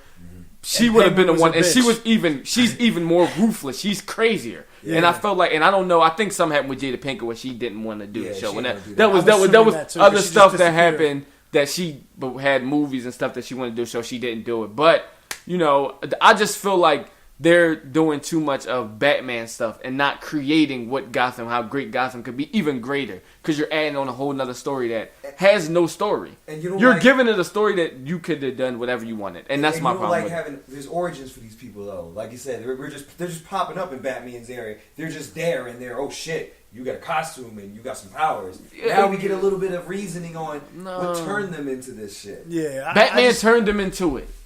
That's the reasoning. Because then that makes Batman a piece of shit. He is a piece of shit. It's a trust fund, baby. He came back and he came to save the city. But as always with anything, when you do something, there's an effect. There's going to be a cause and effect. Yeah. The city was in turmoil, so he felt he had to come back and save the city as Batman. That's what he did. But the effect of that is that now crime is going to take a next step. And the next step becomes people crazy like the Joker. You know, there's no need for that. Like, that's what The Dark Knight was so great. Because at you laughing at Batman, like, why we need the Joker? Why is he in our meeting? You know what I'm saying? Then he tells him, Batman has no limits. So he's going to get that guy. And he gets the Chinese guy. So now they got to have to go get the Joker. And the Joker is something different. Why? Because Batman drove them to have to be there for them to get their money. And that's why they're there. They're not just there because... And it's the same way. Jim Gordon is the cause and effect of why Gotham is right now. If he didn't stop the Mahoney, if he didn't stop Falcone them, none of this stuff would matter. None of this would be happening if Jim Gordon didn't take that stance. The same thing with Batman. That's why he's the same as Batman. He's doing the same thing. That's why Gotham's great. That's why Gotham's great, because you're just watching Batman with Jim Gordon. You're watching Batman. You're watching Jim Gordon be Batman instead. Batman. You know what I'm saying? It's the same thing. What do you look at it from a different perspective? Like, what are you looking at it as in? Instead of looking at it as in Jim Gordon is stopping them, he is. Like Penguin, you're still looking at. All right, Penguin is the top person as of right now. He's in charge. I'll go say the people, the other villains that are there are threats to him. Yes. As well. Yes. Yeah. There's no unity or anything yet. Yeah, It's like a lot of really, chaos. who is going to stop Penguin for real without these other characters coming in? You keep looking at it as just Gordon. All these people are coming just for Gordon. Yeah, no. I'm not saying that they're coming just for Gordon. They're not coming just, but you're Gordon saying is coming as Gordon's the one that's going to stop them. Yo, Gordon is gangsta as fuck. That's yo. what I'm Gordon saying. Don't give zero fucks about anything. That's what I'm saying. He's Batman. Bitch, I got a 6-shooter. And he's ready to go Batman. to war. He acts just like Batman. Either way, how well do you think the show would do? I rock with this fucking. How well do you think the show I'm would rocking do? With Batman got the like, oh, they got machine guns. I'm rocking with this grapple gun real quick, and I'm about to take everybody out with this grapple gun. But answer that. How well do you think the show would do without actually adding the main characters that people know? I think it would get boring. Yeah, I think it would get boring. No, I think it's well written. I think it's well written. It is well written. I think that it's a plus. Like, oh snap, we get the what's name, but I don't think. I just want to see how they're going to bring Batman into it because they haven't. It's what is it? Third season, I think. For Gotham? It's still Batman comes in. No, they can't even. Batman's not even coming. I understand, but I'm saying I want to see how they do that, like where they take it, because you figure Bruce. He jumped. He looked like he was 12 the one season, and now he looks like he's like 18. Yeah, that kid is going fast. So like, where are they going with this? You know, because once, like you said, once Batman comes in, the show's done. Yeah. So I want to see where they go. I mean, how many seasons they plan on making? You know? Yeah. Because you think he smashed Catwoman, the actor? Like, I mean, they spent so much time. In real life, please. I would hope he did. That's the end of the show, guys. I think that is pretty good. I'm just saying. I don't know how old she is, so I can't say she's cute because I don't know. I think she. I mean, but he probably chipped it. It's the classic tale of when you work close with somebody, you end up messing with them. For so long, it's just what it is. Scenes, I'm hitting. Like I'm hitting. I don't care. We gotta practice What at are you the doing crib. later? What are you doing later at the trailer? Come by my trailer at like 8 p.m. What we'll do is we'll work on that kissing scene. Yeah, We're it's just gotta trying be, to work- it gotta be yeah, believable. It's gotta be right. We gotta practice. Don't wear any clothes. Just a robe. Let's see where we go. Nah, no clothes is allowed in my trailer. I'm sorry. Sign at the door. But nah, Yeah, but what? No, you don't never know. I mean, speculation, but the show is doing really good. So Definitely. you know what I'm saying. It is, and it's on definitely Fox good. in a Yeah, prime it's time it's spot. prime time, You know, yeah, it's doing so, good. Doing great. You want to talk any Mr. Robot? Nah, not until I actually get at least one of them to actually try to watch the show. Dope. Okay. And actually have some kind of insight. And far as games, I mean, we coming up on the end of the year with games. Anybody got anything else with games? I'm obsessed with Assassin's Creed. Assassin's I haven't played it yet. Great. I mean, it's dope, but Shadow of War is the only other thing. If you didn't play the last Shadow of Mordor, it's one of them games. I think you would like that. It's definitely just hack slash murder, Run some around. counters, kind of like Batman. Actually, it plays so like that has Batman, a pretty good Assassin's story Creed. to it. Yeah, and a very good story. And Shadow of War is the sequel. Definitely want to play that to see if that can... And it kind of loops in. I don't know if you watch Lord of the Rings. I love the movies. Oh, you watch Lord of the Rings? All of them. The Hobbit, Lord of the Rings. Yeah. Well, the Shadow of Mordor is with that Storyline with you it. You can yeah. probably get the first one. The for actual real cheap, like $4. what's actually. that? What's that guy? That little ugly creature. The Gollum. Gollum. Yeah, he's in Schmeagol. it. Yeah, he's in Shadow of Mordor, like leading the Schmeagol. one guy around. Precious. So yeah, It's but precious. so I guess that's the end of the podcast. Yeah, that's really it. That's really it. You already know. Stay woke, my niggas. Yeah. It's the Garden State Great, the Garden State Gladiator. Hustle Crow. Yeah. Mag. Mic drop.